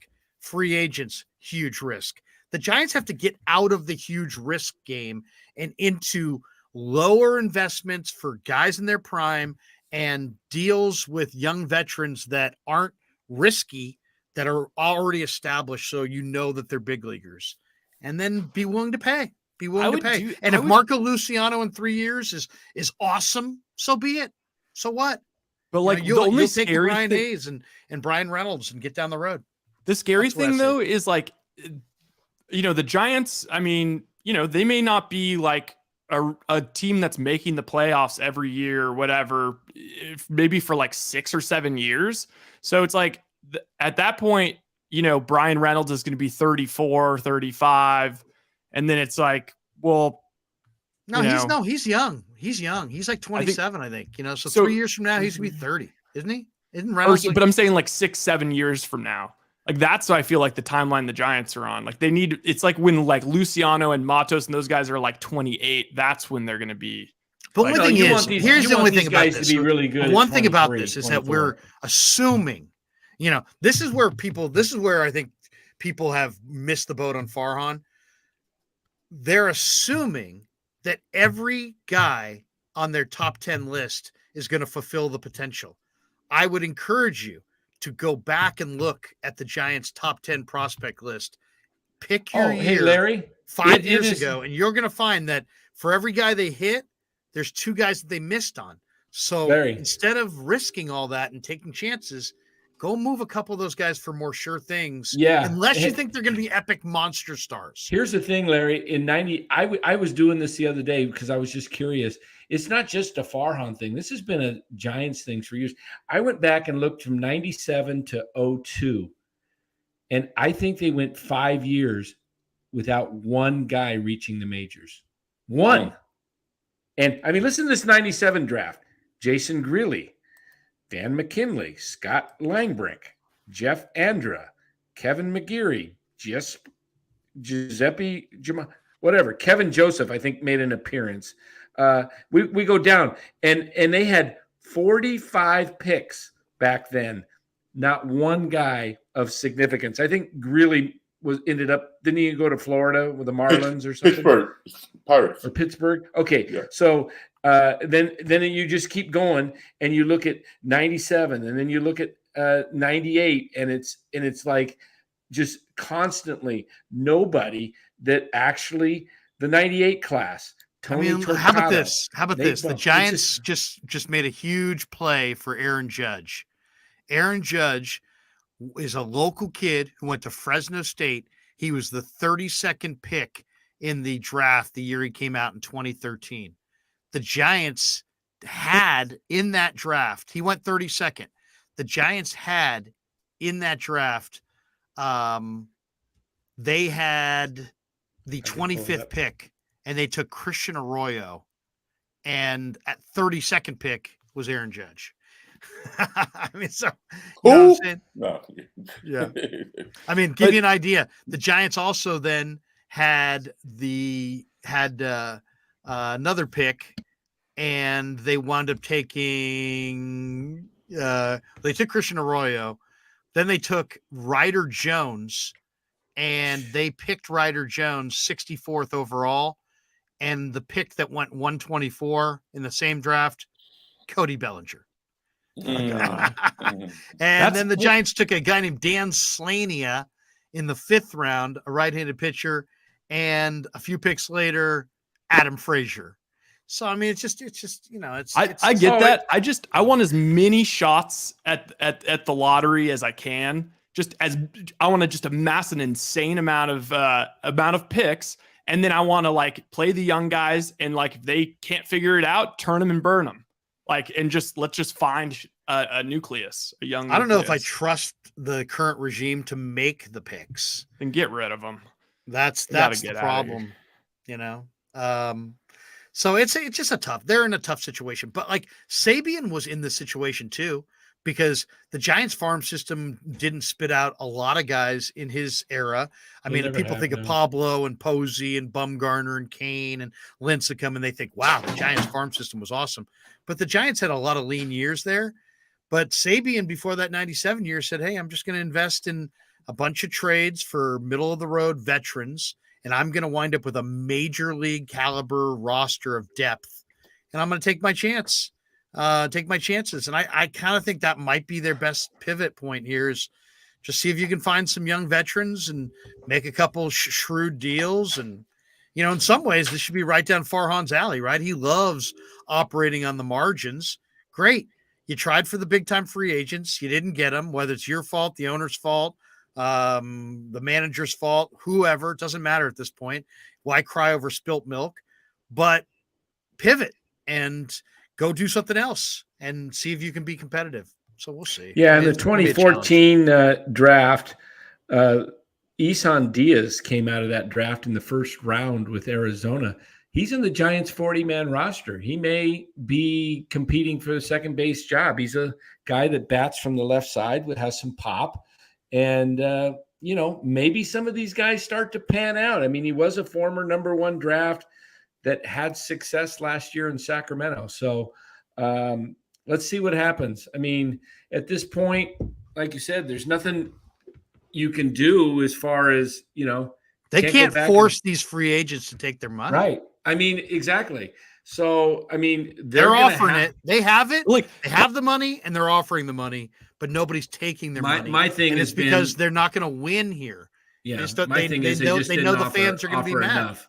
I think that the ownership, there's also the vibe is like the owners, they're not even trying to win. I don't think that I think if you got them all hooked up to a lie detector test and you asked them their goals, none of them would say, you know, what are your goals over the next 5 years? None of them are going to say World Series, or like you say 10 years. It's not World Series. They just want to be competitive enough that, you know, it seems like they're doing a decent job. And then, you know, just keep the ticket sales. Farhan publicly came out and said before this year, he says, we want to be in the playoffs every year. This is a team that in a market. Yeah, no shit. Like, so does everybody who ever played sports. Well, yeah, but this is you can want what you want, but what are their actions? Like, what are their actions? Wants what the heart wants. Like what would Theo Epstein do here? He's like, you know what? I want to win a World Series, so I'm going to tear the whole thing down so that I can build it back up great. They don't have the stomach to do that. They're probably like, you know, I mean, Larry Bear's getting up there. It's like, you know, it might take 10 years of being super crappy. But the truth is, and I think this is the cold, hard truth. I think that even if the Giants signed Aaron Judge, after a month and a half, it wouldn't have really any effect at all on the attendance. Well, no, because there'd be all this pre-sale. If he's in home run, people would buy the tickets now. Yeah. You know, that's really their problem, is they're existing all on walk up. Their season ticket base has shrunk from $35,000 to like less than, well, Danny, you probably know, but I think it's less than 15,000. I'm not sure exactly what the total is. I know it's one less though. Yeah. But okay, let's say come next year then. Like the judge, the new shiny judge has worn off. They went 85 and 85. Judge hit 298. I think you're right. I think it home would runs. wear off, eventually wear off. It's like, look at the Angels. Like they've like all of these exciting people, and they just, because it's like, I mean, I went to school in Santa Barbara. Point. People always say that all the time. Man, I would hate the Giants to go sign a free agent and then become the Angels. Well, the Angels did sign big time guys and they suck, but the Angels don't suck because they signed big time guys. They signed big time guys and they have a horrendous farm system. That's why they're bad. So people always say, well, the Giants shouldn't sign free agents because they'll become like the Angels. They're only going to be like the Angels if they don't draft and develop their own players. So it's not about, the Angels aren't the Angels because they signed Rendon. The Angels are the Angels because they haven't drafted enough pitching over the last 15 years, and they don't have a good pitching staff annually. Let's do this. Let's play the commercials right here. We'll come back, get a thought or two on the Niners Bucks, and then we'll call it a night on the Krueg Show. Larry Kruger here for Telmetrics. Thanks to Casey Bateman and the good people at Telmetrics. If you're an occupational therapist, if you're an orthopedic surgeon, a chiropractor, a physical therapist of any kind, Telmetrics is designed for you to use in your practice and will greatly benefit your patients.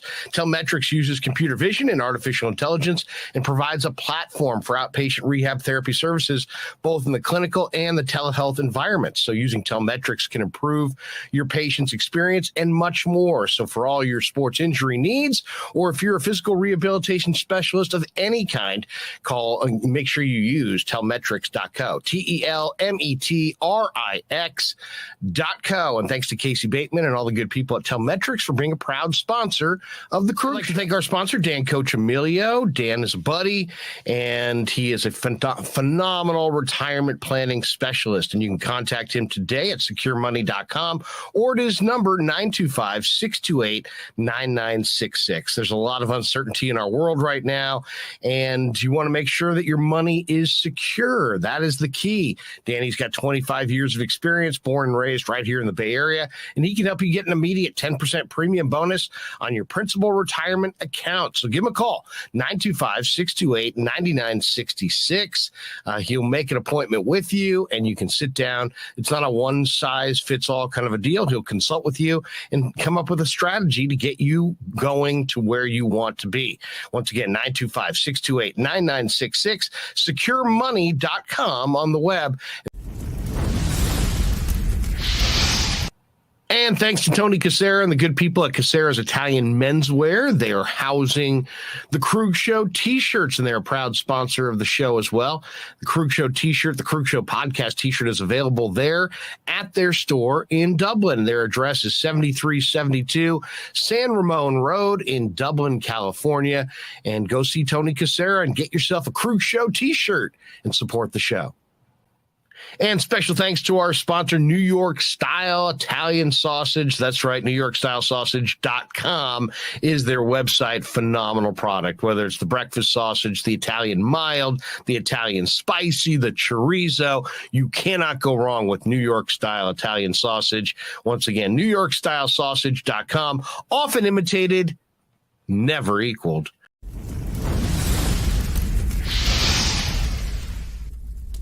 We grew up with a Sunday dinner. That means no matter how busy you were, no matter where the hell you were, you came to dinner on a Sunday night. Yeah, Sunday dinner without sausage, it's like a church without God. You know, how can you go to church if you don't believe in God? You know, and along with the sausage also became the discussions. That was discussion night. You know, it wasn't a typical family that you sit there and you're quiet, you know, and you don't talk with a mouthful. Oh no, man. Italians talk when they're eating. Italians even talk when they're sleeping. And definitely we talk with our hands. So if we can't express it through our mouth, through our lips, we express it with our hands. So, and that's what sausage is, really. It's an expression, that life is good. So New York style sausage was started over 70 years ago. We are the largest producer of fresh Italian sausage on the West Coast. What makes our sausage in New York style is really the recipe came from back east, from New York, from Connecticut. If you look at all of our labels, there's maximum 4 or 5 ingredients, which we're really proud of. There's no preservatives, no MSG, fresh in, fresh out. The pork comes in fresh, goes out fresh. There's never any freezing throughout the process. We've always used fine quality cuts. We're never gonna deter from that. It's one of the reasons why our sausage is so good. I guarantee you put our sausage up against anybody else's from a flavor standpoint, no one will beat it, hands down. And do yourself a favor and do me a favor. Go buy a package of the New York style Italian sausage. Guaranteed you will love it. Guaranteed. Hey, Pasquale. Dan Cochimilio here for the Krueg Show. Just picked up for the very first time some of your New York style Italian sausage here at Sam's Club in Arizona. My wife just cooked it, and I'm about to take a bite.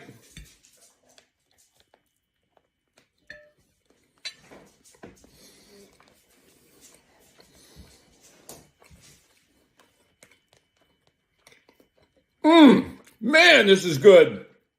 Pasquale, when you winked and said you guaranteed we love it, you're right.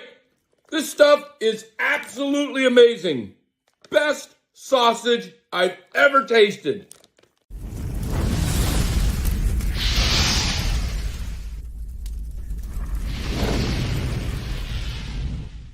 All right. And on that note, we are back on the Krueg Show. Larry Krueger, Ryan Smith, Dan Cochimilio. That was awesome. That was awesome. All right, let's hit the chat for a couple last comments. Dusty Gold. Dan's eating that raw. No, he's not. He's not eating it raw. He had some in the package, and then he had cooked some. Let's see. Dusty Gold says, beats completes. There you go. Sure does. What else do we have? Let's. I'm not putting that one in there. Not putting that one in there. We also have. Oh, here we go. Romo 2001. Raw sausage. It was not raw. Danny cooked it. Why is Eric Hernandez? Why is Dan holding raw sausages above the cooked ones? It's these. It's what can you say? It was a commercial. It's advertising the package, Exactly. Exactly. Haruku Hatoki. I had an image of Pasquale putting a horse head in Judge's hotel room. Hey, where's Brian Rye? Messina. Kapler seems like the kind of guy you wouldn't invite to a potluck. Oh, man. What is it, Dan? You're crazy. Brian, Pasquale makes the deals that Giggles can't make. Giggles is Farhan, probably. Let's see. Oh, here we go. This is good. Eric, the only people offended are the Giants apologists on Twitter. Yeah, seriously. God, if you're like sitting there, super fired up on what the Giants have done right now, even if you initially were in that mode, I got to think you've given it up, right? Right. I mean, if you were like one of these guys that was coming out, because the other night when they signed Haniger, and I just basically knew that Haniger was it, right? Haniger was going to be the guy. I said it immediately. I was like, Haniger is not – I view Haniger as instead of Judge, not in addition to Judge. And all these people just started crushing me. Oh, my God, you're so negative. They're going to get Judge tomorrow. Haniger's, this and that. He's pitching him and this and that. You're so unbelievably negative. I guess I can understand the person who says I'm being negative because I was being negative, but I'm being negative because I know the Giants. I know what they're about. I kind of saw that thing coming. So I'm sorry. I'm sorry that I was in a negative mode. Dusty Gold says I'm in a limp mode, Larry, on the Giants. Yeah. I mean, what can you say? So anyway, I get people crushing me, like literally crushing me on that. Like, oh my God, I can't believe that you're so, anti-Giants. And it's not that I'm anti-Giants. It's just I kind of saw that I know the big league players. I know that they're the kinds of guys that they evaluate whether or not a team can win, and they go where the money is. But also, if two teams are both offering similar money, they're going to go where the better team that is offering the money they want. There's some instances of guys doing other things, but for the most part, it's like two teams offer you the money and it's the same money. If one team's a contender and the other team isn't, guys go with the contender. Baseball's a long year. They don't want to lose. Yeah. So Right. That's, I think, the Giants' problem right now. Cue that up. But I sent you while we're talking about Judge, because it's kind of funny. I here's what I think would happen. I bought into the whole. Oh, this is Logan Webb on the mountain.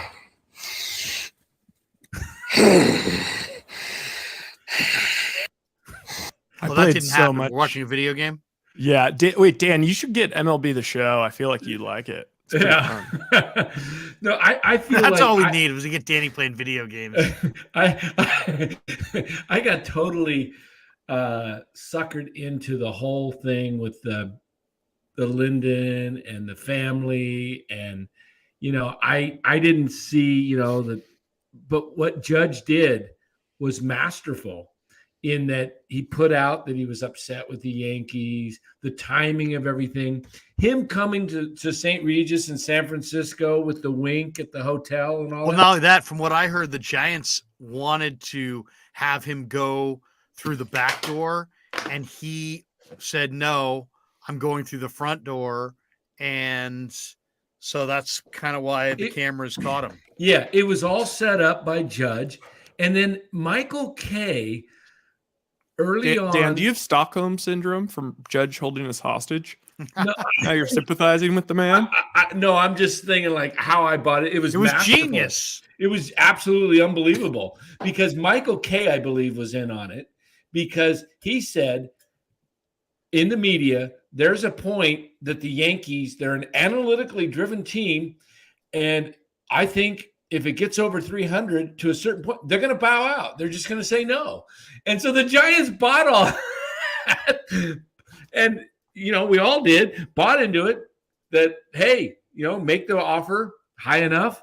The Yankees may not counter. Now, I do think there was a certain point that if the Giants really, really wanted Judge, they probably would have had to go 10-4-20, make that their initial offer, and should have probably, in hindsight, should have just said, here's your offer. Don't shop it. And if you're going to shop, we're giving you till 12/1, December 1st. And if the Yankees, if you're going back to the Yankees, fine, but we're not going to be held hostage. Hopefully that's what the Giants learn from this going forward is don't get held hostage by anybody because it's, just take it like a true business sales deal. I mean, AJ, you got to be tough to handle these negotiations. Yes. That's why Ned Colletti was so damn good at it. Yes, because there's a savviness and a street smart side to Ned. You don't wait on. He doesn't get led around by the nose. He doesn't get played. It's like, hey, you know what? What do you want? What are you looking for? And if you start to get bad vibes, I think there were several times where. The Giants, when Ned and Brian were there, got bad vibes, felt like they were going to be led around and just, pulled the ripcord and got out. And then just, take your offer with you. Don't get it. Don't let them shop it and use it and this and that. Well, they should have gone. They also should have. You weren't going to get him to leave the Yankees for a similar offer. Right. So whatever, if they felt like the Yankees were at 3 and change, they should have said, hey, We'll go to $40 million a year for 10 years right now, but we want you to decide right now, and call his bluff. And if he said, you know what, I really want to be there, great, here it is. And if he doesn't want to be there, great, stop using us. Oh, I do that all the time in sales.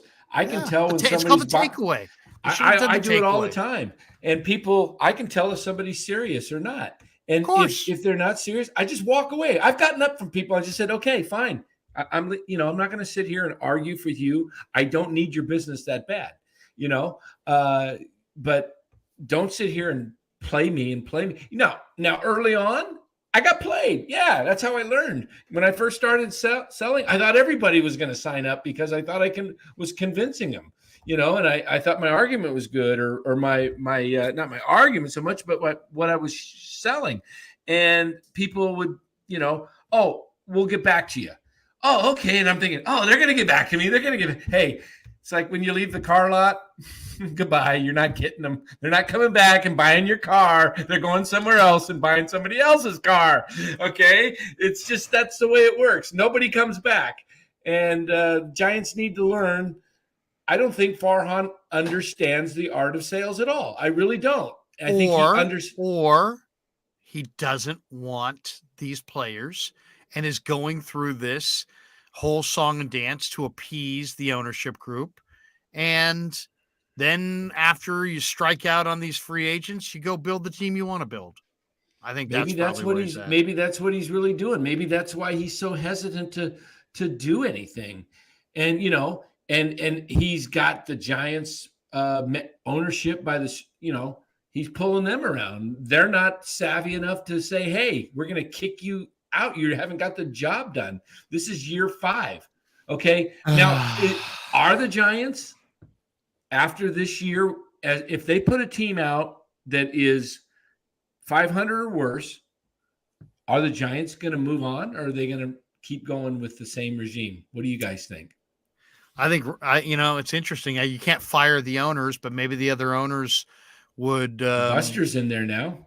Yeah, maybe, it's hard to say. It's really hard to say. Yeah, I'm not joking. The more likely scenario, just on from a meta or from a whole, macro perspective, is, we saw them win 3 World Series in 5 years. It was freaking insane. But also, I mean, how many years was it before from the last World Series? What, it was like 1956 or 62. 62. I mean, 2002 was 40 years. It was 40 years just to make it to a World Series. That was 2002. No, they made it in 89. Oh. So 62, 89, 02, 10, 12, 14. That's it. And so, I mean, that's like, it doesn't happen that often. We're I guess maybe a little spoiled with like the Warriors and stuff and just the way the Giants thing went, but it's pretty likely that maybe the Giants don't win a World Series for another like 30 to 50 years. It could be. I don't even think it's about winning the World Series. I think in sports, you're really selling hope. And that's the problem, is that you don't have a lot of hope here because there's not a lot of high-end potential. There's not a lot of top-tier prospects. They do have a lot of money. Look at the Dodgers. I mean, you know what they ought to, you know what the that's what I was going to ultimately go with is it just depends on how long these families hold on to the team, because look at the Dodgers. They got new ownership and immediately everying changed for the positive. They're just going to have a game plan. They're going to have a game plan. What I think might be one game plan is go try to now, instead of trying to sign guys that you think can help you win, sign guys that you think you can trade in July. Go sign 3 or 4 guys to short-term deals that you think you can trade for prospects in July. And then do this thing as far as, I mean, I hate to say throw away the year, but go assign guys that you think can have good first halves and then be committed to trading them. And then consummate those trades and try to make a big play for Ohtani next year. I don't think the Angels are going to move Ohtani this offseason. I guess if you were the Giants, you could offer, Luciano and Harrison and 5 other big-time prospects and see if you can get Ohtani this year. You could. Typical Giants, I could see Farhan trading away the farm to get Ohtani, but unable to sign Ohtani.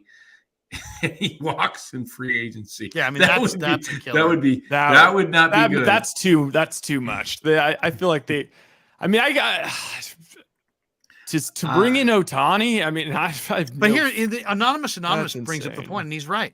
He says, Larry, Farhan has done that 3 years in a row. However, Farhan never trades the guy. What is the point? He has signed guys that were on short-term deals that he could turn around and trade at the deadline, but he gets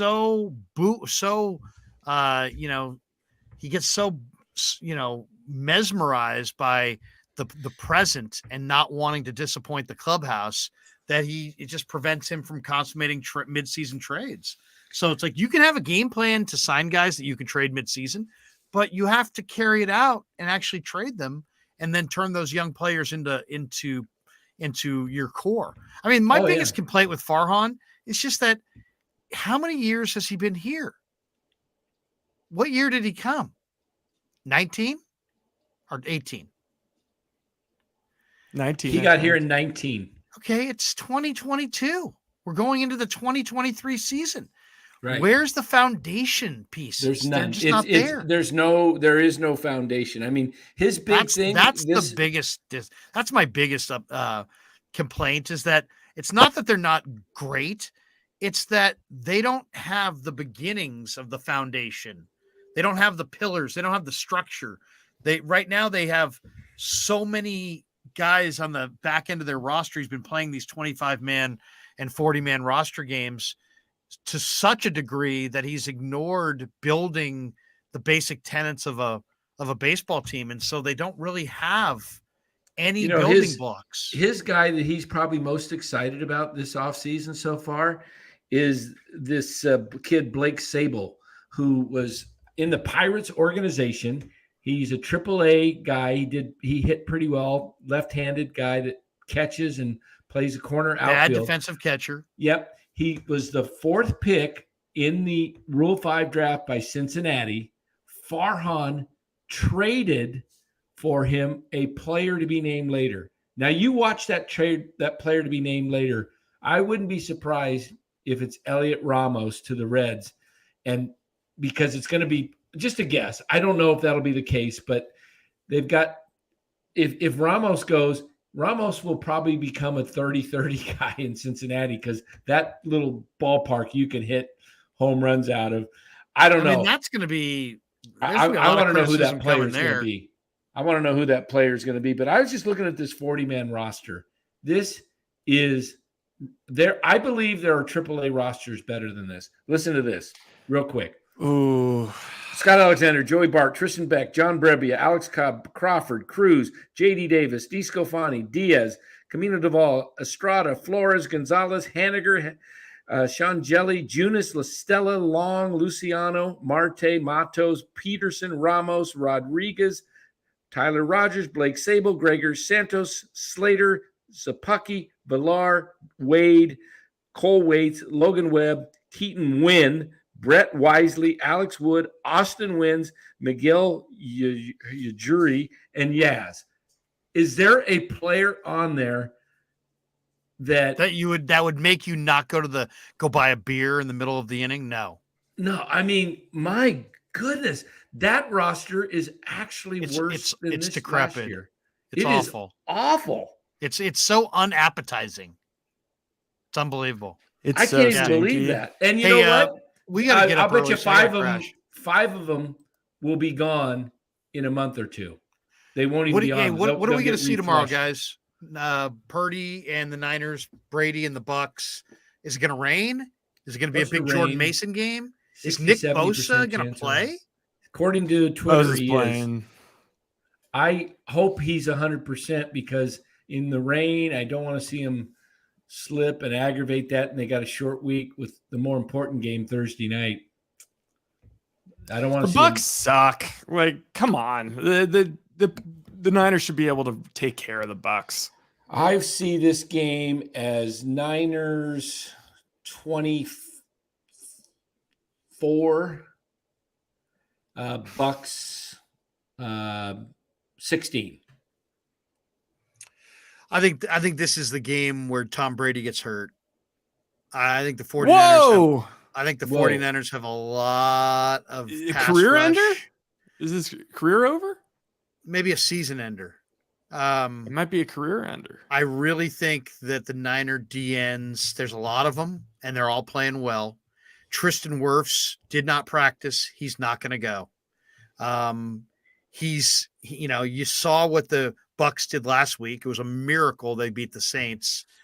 If you take out the miracle win over the Saints, the miracle gag job by the Rams, the Bucks if you take those games, those easily could have been losses. If those are losses, this Bucks team has lost 8 of the last 10. There's not going to be any Antoine Winfield. The other safety's out as well. So you got a Buccaneers team that's without their top tackle on an O-line that's already beat up with a 45-year-old quarterback. They're 32nd in the NFL at running the football. They have no running game to speak of. They've got both their good safeties are out. I think this is Brock Purdy beating Tom Brady in his starting debut. And I think the 49ers defense is going to continue to dominate.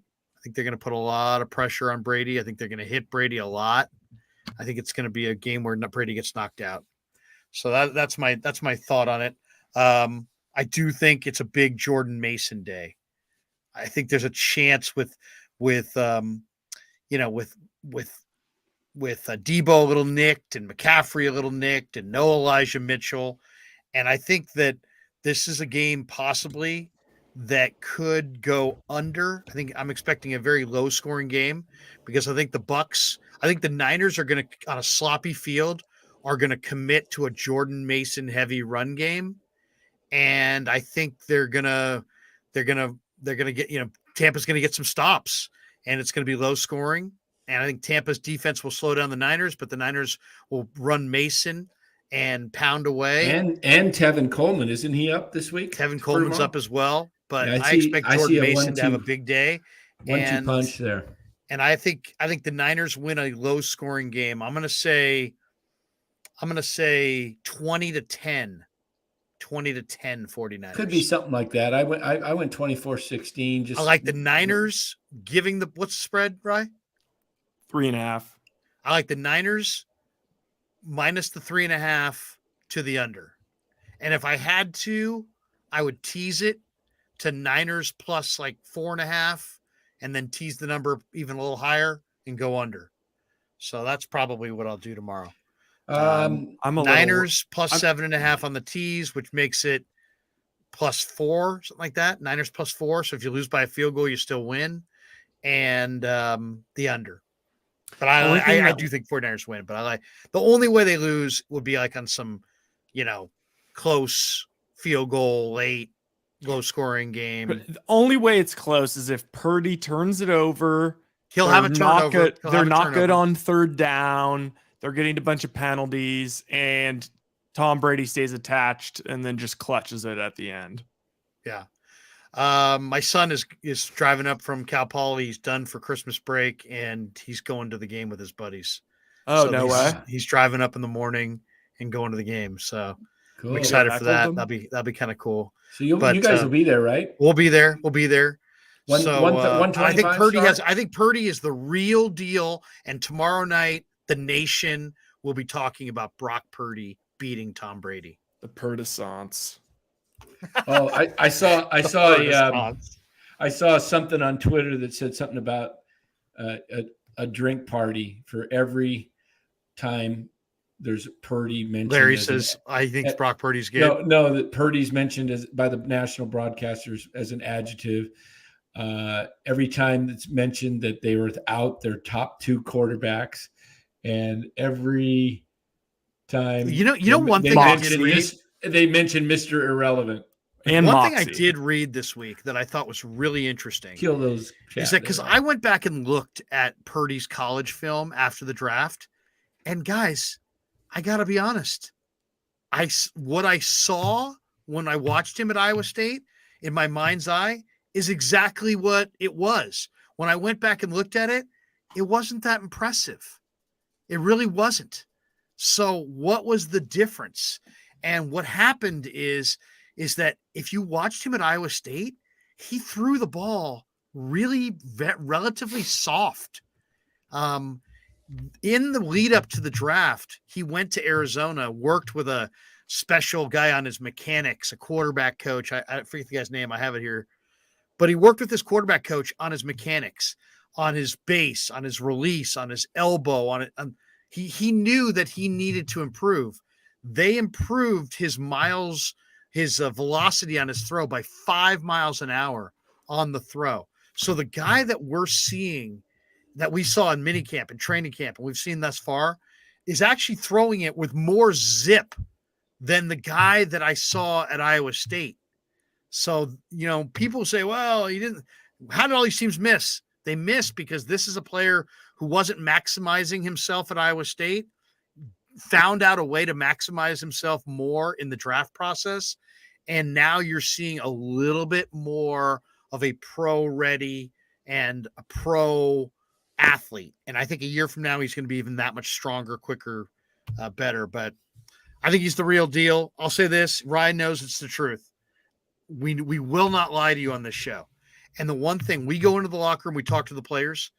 If they thought they had no chance to win the Super Bowl or no chance, the season was over, they wouldn't tell us that. Like if we said to them, hey, is your season over? They wouldn't say, yeah. But they would have some resignation in their body language, in the things that they said. There would be that feel like of very disappointed room.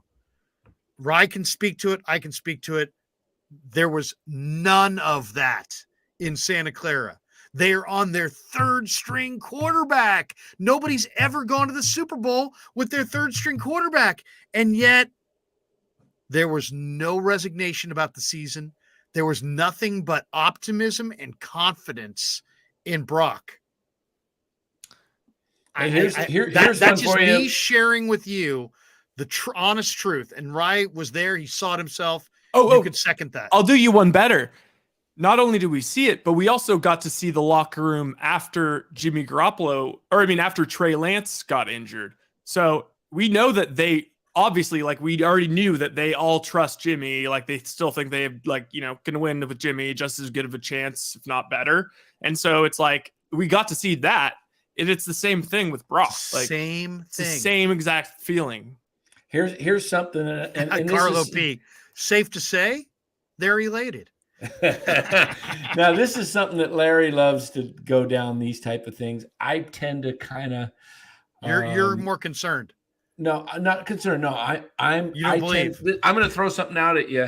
I tend to want to wait and see what happens, but I know you like to throw out these things way in advance, so I'm going to throw it out. Only if I really have a conviction. I don't always have a conviction. Let's say the Niners win 4 of the next 5.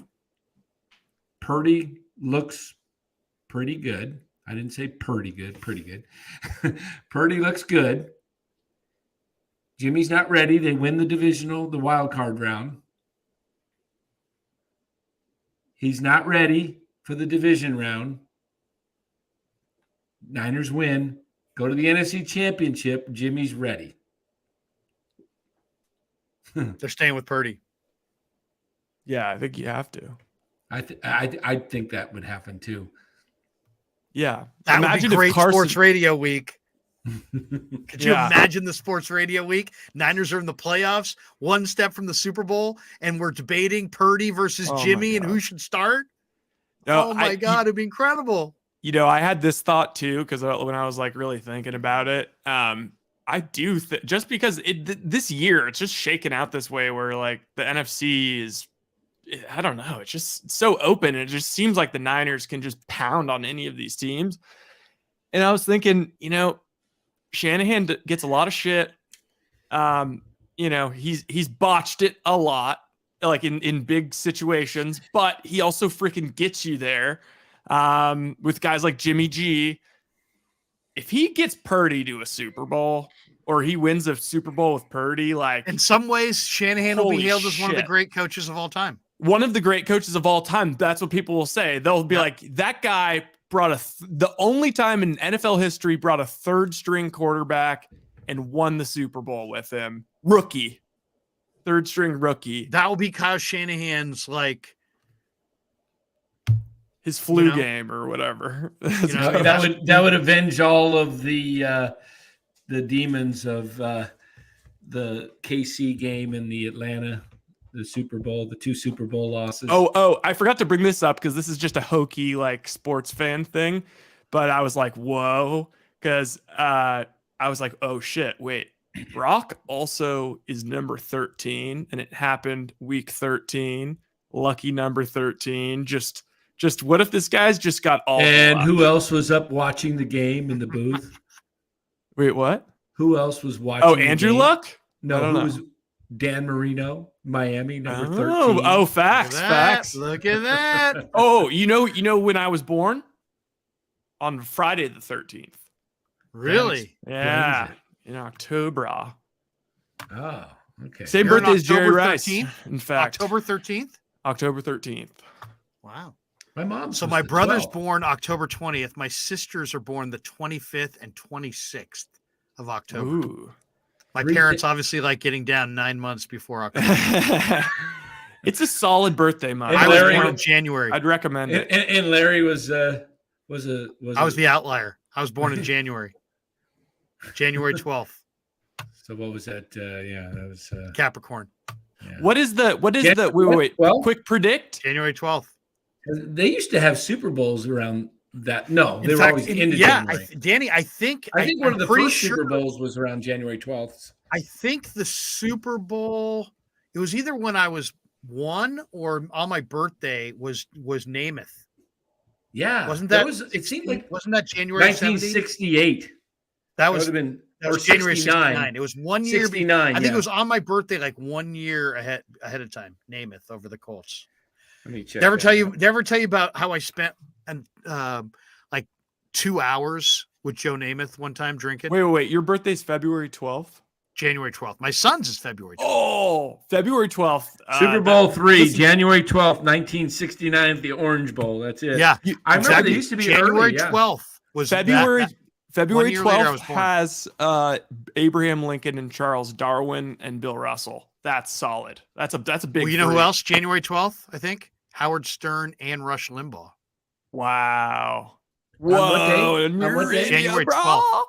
You're with Rush Limbaugh? Oh, you have Bezos. I think it's Rush Limbaugh and Howard Stern, and I think is McCovey the 10th. I forget, but there was yeah.